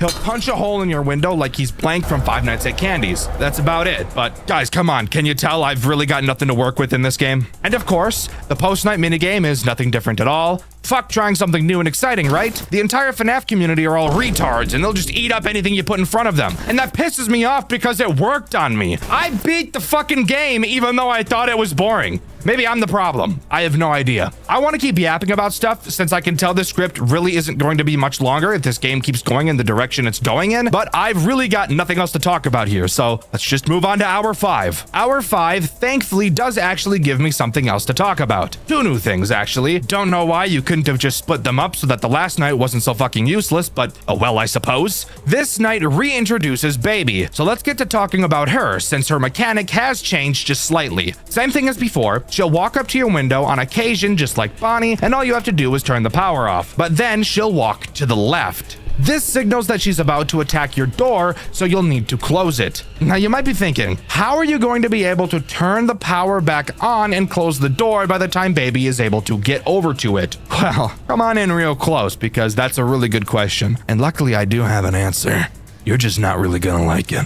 You can actually close the door while the power is out. Yes, I'm serious. I lied before. There's just so many goddamn problems here. I don't even know where to start. What do you mean the door can close while there's no power? It's a mechanical door. It needs power. What is this bullshit? Name one other FNAF game with a closable mechanical door that can be closed while there's no power. I'll wait. Oh yeah, there fucking isn't any because that's stupid and doesn't make any fucking sense, now does it? That means that the only thing the power controls is the light to the room we're in. No, not the flashlight, the room light and the computer. That's literally it. What do we even need to reboot anything for? This seems completely pointless now. I could probably talk all day about this, and while I would love to pad out for runtime, I also don't want to piss you guys off, so let's just move on. The final threat introduced on this night is Foxy, who is probably the most useless character in this entire game. And I know that may come to you as a surprise, because every character in this game seems pretty useless. Foxy attacks via the door. And I bet from myself saying that you can already guess exactly how he works and exactly why he's so useless. But in case you aren't able to put those pieces together by yourself, allow me to assist you. Occasionally, Foxy will sprint at your door and you'll have to close it to stop him from eating your butt. However, since the door has no limit to how long it can be closed for and it doesn't open when your power is off, you will probably never see Foxy throughout your entire playthrough. Just occasionally hear him slam on the door. This may make you wonder what I was talking about earlier where I said I was going to abuse this game's kindness. Editor, run it back. You will see how I abuse this game's kindness with this mechanic a bit later. This is that point. Since you still need to have the door open to be able to check on Fredbear 2, you can't literally have it closed the entire night. And I get the funny feeling that with this in mind, the dev thought the possible problem of closing it the entire night would be solved. But guess what, fucker? You couldn't be more wrong. All you have to do is open the door, quickly flash in less than a second to reset Fredbear. Since, contrary to what I've seen other people do in their playthroughs, you don't actually have to hold the flashlight on him until he leaves. You just have to hit him with it for longer than 1 frame. Then all you have to do is immediately close the door again. And if you get good enough at doing this, even if Foxy just so happens to be running at your door in the exact moment you open it, it won't be open for nearly long enough for him to enter the office. So he is quite literally a useless character. Awesome. So even though 2 threats were introduced on this night, it's basically like no threats were introduced at all. I love my life. Speaking of useless, we have the next post-night minigame to talk about. And this time around, it actually does do something a little bit different than the previous ones. Just kidding, I fucking lied like normal. It's just as boring and repetitive as the other post-night minigames we've mentioned. So let's stop wasting our time and just move on to Hour 6. Hour 6, surprisingly, once again introduces something new to the mix. And I'm actually not lying this time. However, with them introducing a new character on this night, it actually means that each hour could have had one thing introduced each, and this game just chose not to do that, which will forever be mind-boggling to me. This new character is Freddy, I think? I have no idea what the fuck it is. When you guys see it, you will have to comment down below on who you think this is supposed to be, because I really can't tell. This new threat, who I'll call Freddy, is another window attacker, since we've already established that the door is useless. When he approaches your window, he makes it clear that he has night vision, since turning off the power will not be enough to stop him. What you'll have to do instead is actually a lot less annoying, but hey, at least it's something new. Once he approaches, all you have to do is hold your flashlight on his face until he leaves. This could have been a good opportunity to turn him into a sort of Candy's 3 fight where he moves his head around and you'll have to follow it, but unfortunately that did not happen and he's just stationary. But again, at least it's something new that actually makes me have to do something else. And from what I could tell during my playthrough, which you can see over on my second channel, Dxtr Black, he doesn't make any sound cues when he reaches your window, giving you an actual reason to flash the window consistently, because up until this point, you didn't have to, and for some reason, you can't even really see him in the window. While I am happy that this game has started to pick up on things to talk about, I do wish they were a bit more interesting so I could talk about them a little bit longer without repeating myself. But sometimes I just can't be that lucky. So once we repair this shit one last time, there's only one more thing to do. And no, it's not another repair post-night minigame, thankfully. Instead, it's just listening to a cutscene that, in all honesty, is pretty cool. So I'll just let you guys sit back and take a look.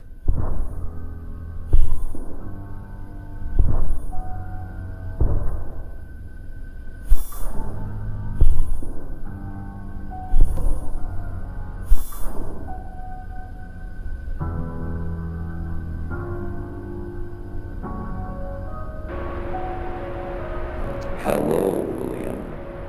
It's me. You still recognize me, don't you? Well, you should, I suppose. After all, it was you who left me like this. Why didn't you do anything? Scared of getting the blame. Now standing here, 17 years later, all the blame falls on you. 17 years, William. You left me here for 17 years. Soaking in my own blood, rotting in our creation, praying you would return. Now you're here. You've endured what I couldn't, and now you have to live with it. Our legacy. And there we go. An unknown person walks up to us in a springlock suit. I can only assume this person is supposed to be Henry, since he refers to the suit he's in as our creation and we play as William. But I actually think this is a really interesting twist on the original story. Instead of William dying in the springlock suit, Henry did, and William just hid his corpse away in a storage unit for 17 years, which is an insanely long time to be conscious and unable to do anything. So I can totally see Henry's frustration here. However, of course, you guys know me, I always find a way to complain about something, and I found something that doesn't make sense during this cutscene to point out. Do you want to tell me how the hell that text was appearing on the screen? How was Henry able to set that up? Did he program that into the monitor and then rehearse the actions he does at the window for 17 years just waiting for William to arrive? That's really the only thing I could think of that would make this make any sense at all. But let me know what you guys think in the comments below. But with that, that's all Welcome to Fredbear's has to offer. What it really has to do with Fredbear, aside from the fact that there are 2 Fredbears in it, I really don't know. I feel like this game could have done a lot better with a better name, but what do do I know? Overall, I think Welcome to Fredbear's looks wonderful and has some nasty and awesome character designs. However, the gameplay loop is just so unfulfilling, boring, and headache-inducing from all of the whiplash that I really just couldn't enjoy it fully. And while I do think that the final cutscene is pretty cool, and I like the way this game changed the original story, I don't quite think that's enough to warrant me recommending this game to people who are looking for an interesting FNAF experience. If there's one thing about the Five Nights at Freddy's lore that I never liked, it was the fact that the games expected you to be able to connect the dots of the story, even though Scott Cawthon himself admitted that he never really knew where it was going. And it's because of that we have a game series with a lore so broken and confusing that nobody really knows what's going on. However, some fan game devs like to take it upon themselves to connect those dots for us and throw their own unique spin on the games. And the game we'll be talking about today is no different. The game we're going to be looking at is called Five Nights at Freddy's: The Flip Side, and I honestly feel like it explains some of the official game's lore's biggest plot holes perfectly, while also offering an incredibly fun gameplay loop. Grab a snack and get ready as we dive into the world of FNAF: The Flip Side. Hello, Frank? It's me, Henry. Listen, I know you don't work with us anymore, but I really need some help. And I wasn't sure who else to call. We're supposed to test some prototypes for a client. But you know how things are at MCM these days. We're overloaded with projects. If you're available, could you come to Fredbear's? The testing will take place there. I'll make sure they leave the front door open for you. Once you get there, give me a call. There should be a phone in the storage room. Oh, and before you ask, yes, I'll make sure you'll be paid handsomely for this. All right, Frank, I'll be waiting for you. So there we go. We've got our motive for almost dying for the next 6 nights, and FNAF: The Flip Side finally begins. There was a lot of hype for this game, so I'm ready to get right into it. We open to a free roam section of the game where we're free to wander around pretty much the entire building we're about to sit our hairy, smelly, sweaty, unwashed rumps in for the next 6 days. If we walk into the backstage area, we'll get access to something this game calls the Hand. This can be used to listen to audio logs that get added every night, so we should make sure we're always going to check on them. The audio log on night 1 goes as follows. Come on, turn on. Oh my god. Finally. This is the 5th time I've been called out here. Last week we got these new hand terminals from MCM. William had me install one backstage. I told him very clearly that thing pulls nearly 80% load if it's not on a dedicated circuit. Did we upgrade the wiring? No. Now the diner loses power 10 times a day, and somehow it's my fault. They keep telling me to replace the diodes in the fuse box. It's not the damn diodes. But he won't listen. He never listens. He just keeps telling me to fix it. You can't fix stupidity, William. It's failing the exact same way it's supposed to. Yeah, that's it. End log. I'm on the same page as Daniel here. This is the exact type of bullshit you would expect a stupid, out-of-touch old boss to say to you. Moving on, there are also some collectibles we're told to find. If you couldn't guess, these are needed for the true ending of the game, so make sure you're picking them up unless you want the bad ending for some reason. I would tell you where these bobbleheads are located, however, it seems to be completely random. There was one time it was on the stage, but apparently that was just a bug and it wasn't supposed to happen. So I really have no idea. Just go find them. There's no threats during these sections, so you can take all the time you need. All right, with that out of the way, we can finally jump right into the night sections. And what's a better thing to start talking about aside from the tools at our disposal, like I also like to do at the beginning of these videos? I'm just gonna talk about the camera system because that's literally all that's relevant on this night. It's a camera system, that's really it. The buttons are on the right side of the screen instead of being on a map, so that's pretty cool, I suppose. And on one of the cameras, you can see a window to the street where you can actually watch cars pass by, which I do think is super cool.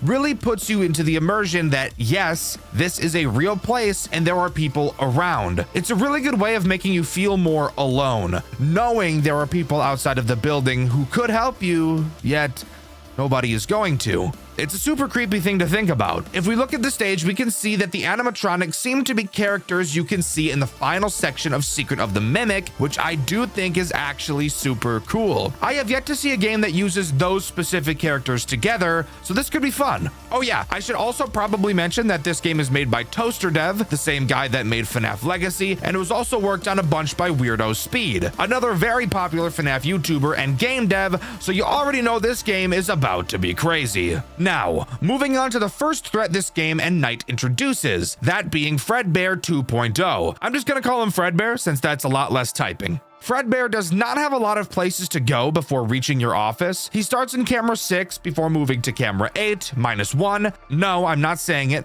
Fuck you. Then he goes to camera 5, which if you're not looking at your camera while he goes from 7 to 5, you can actually see him walking across the doorway to your office, which is just so fucking cool. I love it when games do shit like this. Holy fuck, I'm gonna skeet everywhere. Anyways, from there he will walk back across the doorway and appear to the left of you. From here, you will enter a quick time minigame that you will need to complete to save your life. This is explained as like some programming that you're doing to Fredbear or something. I don't really know. We don't even lay our hands on him. You will have to use WASD for this minigame. When he enters your office, a timer will appear along with one of the letters. You will have to press through multiple of the letters before the timer runs out or he eats your butt. If you ever mess up a key press, you don't die immediately, but the timer will drop by a few seconds, making it all the more likely it'll eat your butt. But if you can defend yourself from him, he'll teleport back to camera 6 and the cycle will repeat itself. I guess I should also mention that when he's making his way to your office, your cameras will turn yellow with a message telling you that Fredbear is coming. But you shouldn't really need that since you'll be able to hear his loud ass clanker feet making their way towards you. But with that, this night is easy and we can move on to the first post-night minigame. This post-night minigame is very annoying, I can't even lie, and for a reason that really shouldn't even be apparent, yet apparent it is. The goal of this minigame is to repair Fredbear. The way we do so is both easy, yet doesn't really make any sense. We'll have to pull up our maintenance monitor and drag several shapes into their respective places. You know that square hole game everybody had as a kid? Yeah, it's that. Why the fuck does this fix Fredbear? I literally have no idea at all. Every time you successfully drag a shape, your progress will increase by 2%. Get it to 100 and you complete this minigame. However, you may have noticed I haven't complained about anything yet, which just can't be the case. Fredbear will randomly attack you throughout this minigame. Dealing with him is simple. When he attacks, he automatically pulls your monitor down, and all you have to do is quickly boop his nose to reset him. Apparently, his nose is a button that resets his facial recognition. Sure, buddy, just say you took inspiration from FNAF shitpost. It's okay to admit it. I know, I'm a genius. Now, that's not a problem. No, the problem is these stupid fucking shapes. You would think that the shape at the top that you have to drag would change each time you drag the shape and drop it where it needs to go. But no, that would make too much sense. Instead, what really happens is that the shape will randomly change every 1.5 seconds, regardless of whether you're holding it or not. So you could be just about to drop the square into the square hole, and all of a sudden it turns into a fucking rhombocosydodecahedron at the last second, and now you lose. And what does losing mean? Well, it drops your progress by 20%, and each shape only gives you 2%. Are you fucking me in my dick hole right now? You've got to be kidding me. That's so rape. Oh yeah, and since I'm saying semi-offensive words, I might as well add another one to the list. I saw a guy in my comments recently who timestamped the first time I said the dreaded R word in my video. My guess is they're doing this in a piss-poor attempt to be passive-aggressive, so here, this one's just for you, retard. Moving on to night 2. Night 2 begins with a free roam section. Of course, we could just start the night, but why do that when we could listen to an audio log instead? Yippee! Hello? Is this thing on? Finally!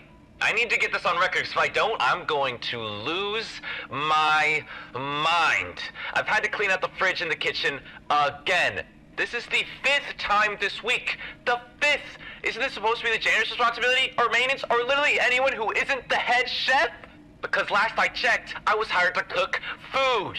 Yet here I am wondering how this place is still legally allowed to operate. And the fridge? Oh my god, the fridge. I don't even know where they dug this thing up, but it's like it was designed to ruin food. Milk spoils in 2 days. It's not even refrigeration. It's practically accelerated decomposition. I swear it'd be safer leaving the food out on the counter. And don't even get me started on management. William especially. Every time I bring this up, he waves it off like it's nothing. We'll look into it. Yeah, sure. You've been looking into it for months. We've poisoned what? 5 customers because of it? 5! Yeah, I can't do it anymore. I quit. Once again, just adding to the conclusion that William is an out-of-touch boss. Who would have thought? It's not like he does really questionable weird shit like all the time. That would be absurd. Oh yeah, grab a bobblehead wherever the fuck it is, and we can jump into the night section. Night 2 introduces one new threat, that being Spring Bonnie 2.0, who, of course, I will just be calling Spring Bonnie since that's easier. And Spring Bonnie also isn't too big of an issue, but could easily become a problem if you let him get out of hand. Occasionally, Bonnie will move into what I will call his attack mode. When he enters attack mode, he will make a sound cue and move from camera 6 to camera 8, then to 7, followed by 6, and finally into camera 3. From there, he'll just fucking kill you. While you can't put Bonnie back on stage, you can move him away from you, and how you do so is probably exactly what you expected. Audio lures. Only certain cameras in the building actually have places that can use audio, and thankfully, unlike most games that have audio lures, this one doesn't have a certain amount, and you can spam them as much as you'd like. As you would expect, drag Bonnie around the cameras with this audio lure to prevent him from going cave diving in your ass and mining the rock hard diamond crusty shit trapped between your buns because you don't wipe properly. And he really shouldn't be a problem. Again, you can't get him back on stage, but you can pretty easily keep him in camera 8. But yeah, that's about it. Nothing else new is added on this night, and Bonnie doesn't add too much of an issue in combination with Freddy. However, there is one more thing I want to mention before moving on. At 5 a.m. every night, the AI of all active animatronics will increase. Just a fun way of saying fuck you in the last minute of the night. Amazing. On to the Night 2 post-night minigame, which is nowhere near as frustrating as the first. This time we're fixing Spring Bonnie, and the pattern for completing it is the same. The only difference is the minigame itself on the monitor, and how to deal with Bonnie. Dealing with him is simple. When he attacks, just use the speaker to play music and he'll calm down. Now for the minigame, which I actually really like. A small rectangle will bounce back and forth across the screen. In the center of the screen, you'll see a little bar. As the moving rectangle passes over the bar, you'll have to press space. For each successful press you make, you'll gain 2 to 4% progress at random, and the rectangle will start moving a little faster. If you ever miss a press, you'll only lose 5% power, so clearly they were out of their fucking minds when they designed the first minigame, but who knows. Anyways, one more thing I should mention is that after each minigame, we get a number for a code that we can type into the hand unit during the free roam sections. So yeah, just make sure you're writing those down.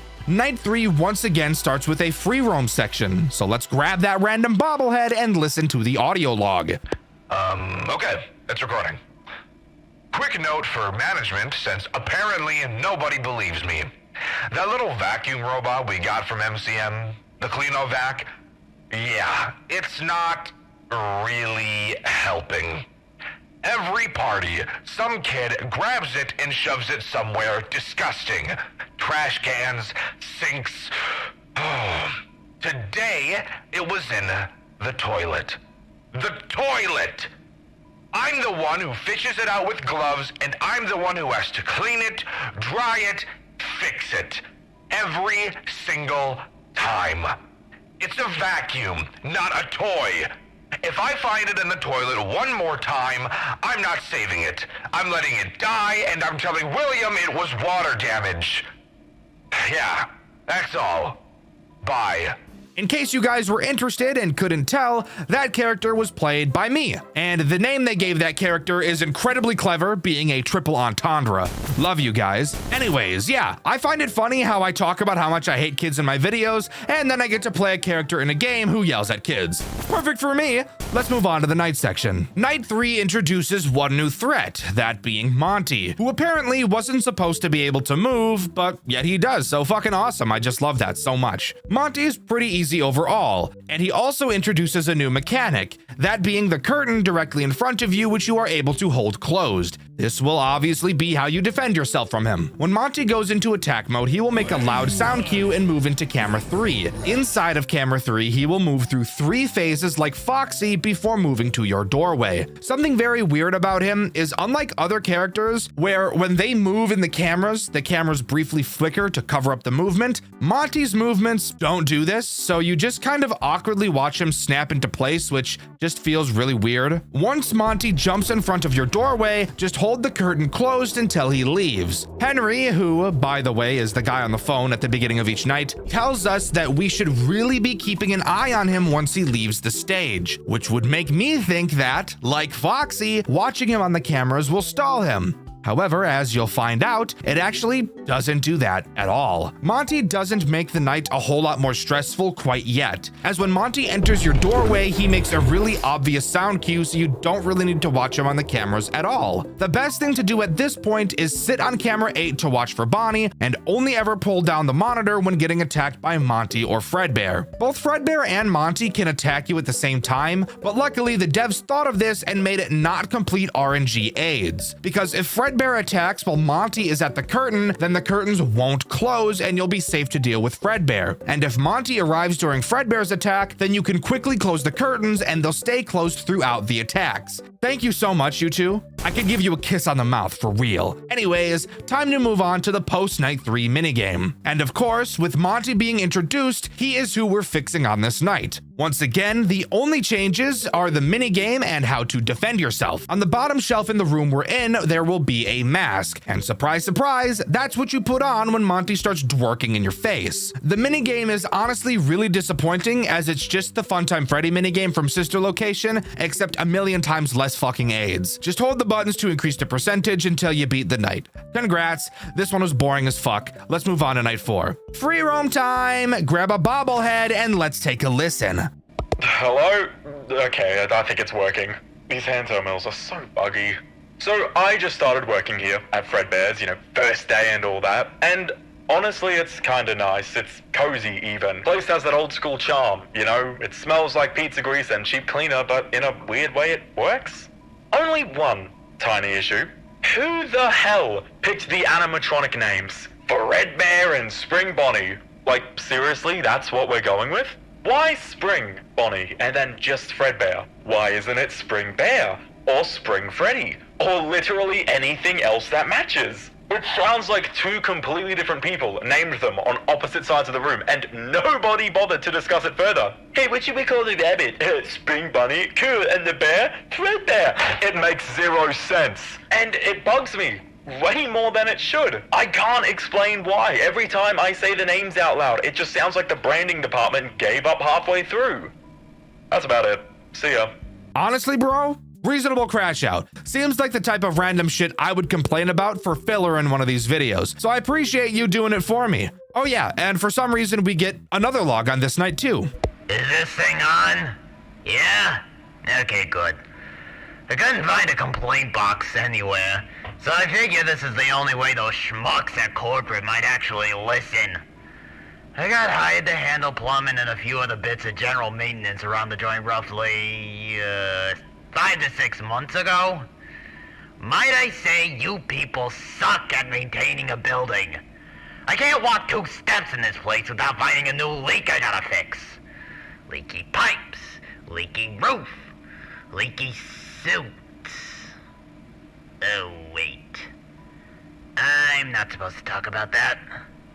Wait, hold on! How come this place is held together with scotch tape and prayers, yet somehow you have enough budget to pay me 16 crap loads to keep my yap shut about what I saw in the back room? You people disgust me, by the way. No, I guess I'm not one to talk. I took your blood money, after all. And you ain't getting it back. My money now, suckers! Maybe having all that on the record ain't the smartest idea. How do I delete this? Maybe this button. So, this is probably my favorite log throughout the entire game. Just so goofy, yet explains some very interesting information. Probably the most important info we've got so far throughout the entire game. I also love the ending of the tape. It's just the right amount of retarded to make me giggle a little bit. Anyways, on to the night section. I sure hope the most enraging character of all time doesn't activate. Spoiler alert, the most enraging character of all time activates. Night 4 introduces a character named Bub. Once Bub moves, he will enter either camera 4 or camera 5. Something about these cameras you'll notice is that you can close vents on these cameras. From what Henry explains in the phone calls, it sounds like Edwin may have specifically designed Bub to crawl into vents for a currently unknown reason. Now, all you have to do for Bub sounds pretty easy. When he attacks, he makes a sound cue in your left or right ear. All you have to do is close the respective vent on that side of the cameras and he won't be able to get to you. Luckily, if you're being attacked by Monty or Fredbear, Bub will not be able to move. Period. These devs had every opportunity to make Bub the most frustrating character from any FNAF game ever, and they didn't do it. And I'm forever grateful for that. I would literally eat the lice out of their hair if they had lice. Now, I said Bub was frustrating, but why is that the case? He doesn't sound too bad.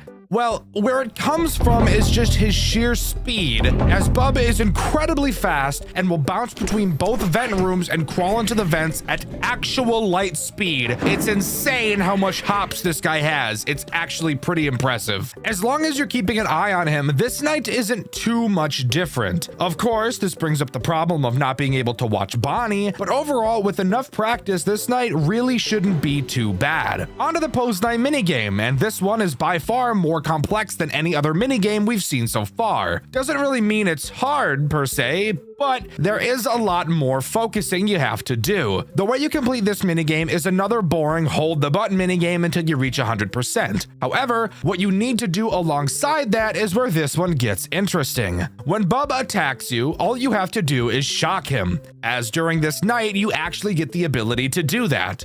You also get access to an additional monitor this time around that acts kind of like a FNAF 3 repair panel. In it, you have to keep Bub's integrity charged and continuously charge your shock button or else it won't work. The lower Bub's integrity is, the more often he'll attack, and of course the more often he attacks, the less power your shocker is going to have. The best strategy I found was every 10% of progress I made, charge the generator and shocker a little bit. And of course, deal with Bub whenever he decides to have a seizure directly in front of you. But with that, we get another piece of the code and we can move on to Night 5. Of course, Night 5 starts with a free roam section, so let's listen to that audio log.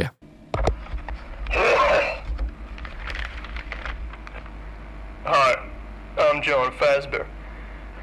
If you're listening to this log, that means that a piece of licensed Fazbear Entertainment art made by you isn't up to our company standard. Don't fret, however. As the lead director of the marketing department here at Fredbear's, my job is to teach and guide you through the process of making promotional material that is suitable for our wonderful customers. Give me a moment. Samantha, where is my coffee, goddammit? I asked you 15 minutes ago! What do I pay you for, woman? Sorry about that. We're gonna have to cut that one out.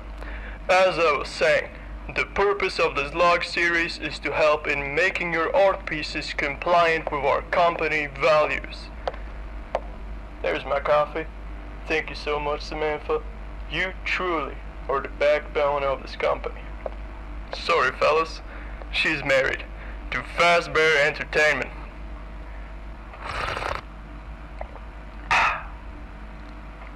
Where was I? Right. Refusal or failure to comply with our strict company marketing policy will result in job termination, military discharge, legal action, loss of company benefits, impounding of vehicle, loss of hearing, degenerative bone disease, beheading. Yelling over coffee is crazy, bro. Moving on, there is actually a final audio log from William Afton. However, as you can probably tell, yeah, we're not gonna be able to listen to this one because it's a bit broken. I'd be willing to bet that William did something to the hand unit so that nobody could listen to whatever it is he said. Also, now is the time you'd be able to put in the password you've been piecing together throughout the nights. I have no idea if this code is random per game, but I'd be willing to bet it probably is. After entering in the password, we see blueprints of the Mimic, along with an audio log from Edwin himself. It goes as follows. Will, hey, the mascots have been fully upgraded. You won't have to worry about wearing those ever again. Unless you really want to, anyway. Henry will bring them in Saturday morning. I don't want to brag, but I think I might have struck gold with this one. I won't say too much just yet, but this could put MCM on the map as the greatest entertainment and carnival technology company in the country. My inventions are going to be everywhere, and you wanted me to sell the factory. Ha! Good one, Will. Anyways, with that out of the way, we can actually move on to the night section, which this time around doesn't introduce any new threats and is just a much harder version of Night 4. Bub's speed somehow increases even more, having him bolt to your vents about every 10 seconds. I truly think the biggest problem on this night is 100% Bonnie. With how much Bub attacks and how frequently Fredbear and Monty attack, it is very likely Bonnie will slip away from you, so really be on your A game. The most interesting thing about this night is the phone call. We hear Henry talking about creating springlock suits as opposed to buying a bunch of Mimic prototypes, but Edwin apparently had no interest in any of it, so he decided to build it himself and bring it straight to William, and well, we all know how that turned out. Generally, just keep your cool and focus on this night. Honestly, it isn't too terrible in comparison to some of the other Night 5s we've covered on this channel. After completing Night 5 is where this game splits into two endings depending on whether or not you've collected all the bobbleheads in the pre-Night Free Roam sections. If you at any point missed one, you just get this piss-poor cutscene before the game ends. Hey Frank, it's me again. I've packed everything up and I'm headed back to the factory now. I'll take a look at your notes and see what we can improve. Let me know when you get the paycheck, alright? Okay, Frank. Talk to you soon. Now, that's fucking boring. What we care about is the true ending. What happens if we did gather all of the bobbleheads? Well, we get access to Night 6, so let's get going. During the free roam section of Night 5, we have an interesting task, that being to place some mascots on stage. These being a much fatter version of Freddy and a Spring Bonnie that really just kind of looks like Glitch Trap. If you're wondering why we're doing this, it's actually because during this night, we're actually playing as Henry himself, as he did say he needed to head to the pizzeria to put the new mascots on stage. So once we enter the night section, we get this phone call. Hello? Hello, Henry. It's William. Listen, I have to check on the new building soon, so I'll be there in a few hours. Please wait for me. I need to talk to you about something important. With all due respect, sir, I don't think I can wait that long. I was only supposed to take the prototypes and bring in the new mascots. There are other matters at the factory that need my attention. Well, work always comes first, doesn't it? I respect that. Then I'll get straight to the point, I suppose. I need you to convince Edwin to sell me the factory. The factory? Sir, I don't think I understand. Listen, Henry. Murray's will collapse within a few years if someone doesn't step in. Edwin may be a brilliant creator, but he's a matter of business. I am. Under my leadership, the company wouldn't just survive. It would flourish. More contracts, more reliable employees, and more time for him to focus on his creations. However, if I were to speak to Edwin myself, he'd decline my offer immediately. You know him. He's stubborn. Stubborn just like his old man. He believes he can handle everything, but he's only dragging the company further down. Help me save the factory, Henry. The workers need their jobs. The world needs innovation. But that will only happen if I'm in charge. I don't think that's possible, sir. It's all he has left of his father. I don't believe he'd give it up so easily. Not to mention Fiona. I can handle Fiona. Reaching Edwin is the difficult part. But I have faith in you, Henry. You're more capable than you realize. I've seen your dedication. I've seen your abilities. You're meant for more than what MCM is offering you. Do this for me, and the management position of the franchise location is yours. Sir, Think about it, Henry. And with that crazy call, Night 6 begins, acting as this game's boss fight night. Except this time there's 2 bosses instead of only 1. Each character takes the role of 2 of the previous animatronics we've seen. So let's start by talking about the least interesting of the 2, Freddy. Freddy takes the place of Fredbear and Monty. Pretty simple to understand. He can pick either of their attacks at random and then just do them. Nothing very interesting to mention here except for the fact that he's fat as holy hell. Spring Bonnie is where this night gets a bit interesting. So I said both characters take the roles of 2 of the previous characters, but I fucking lied. He only takes the role of Bub. However, he does change how Bub's attack works. During this night, for some reason, you lose access to the ability of closing your right vent. Instead, that Freddy mask that you've seen on your desk this entire game is finally going to be put to use. If you hear Spring Bonnie attack the left vent, same as Bub, just close the vent. However, if he attacks the right side, you will have to quickly put your mask on. And I mean like really fast. It is fucking crazy how fast this rabbit is. Now here's the crazy part. Both Freddy and Spring Bonnie can attack you at the same time. So I recommend that every time you pull your camera down, you put your mask on, since you can deal with Freddy while it's on, and if Spring Bonnie decides to attack at the same time, you're screwed. And really, the only camera you need to be watching throughout this night is the left vent camera to be checking for Spring Bonnie, because even though he makes a sound cue like Bub, he is way fucking faster. But if you can keep yourself on your toes all night, you'll complete Night 6 and get this final cutscene.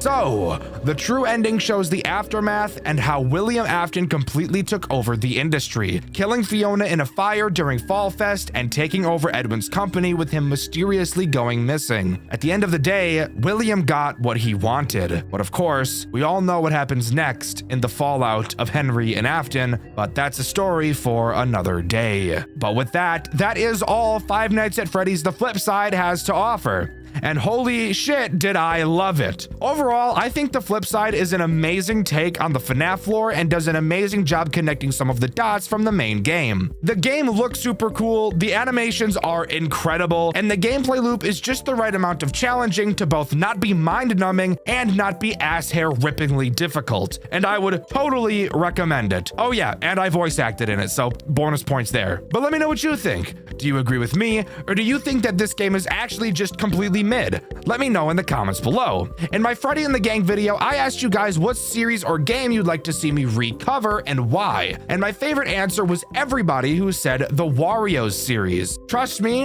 a big Wario's video is on the way. It's just going to take me a very long time to write. The question of this video is, what FNAF game do you think needs a remaster and why? With the question of the video being asked, subscribe to the channel. I'd appreciate it a lot. Thank you to these 3 talented artists for your fan art. You can submit yours in the Discord, link in the description. Thank you to all of my Superfan channel members. You guys help me continue to make these videos so that people reach out to me to put me in games, which I love doing. I've been Dxtr, and I'll see you guys in the next video. See ya!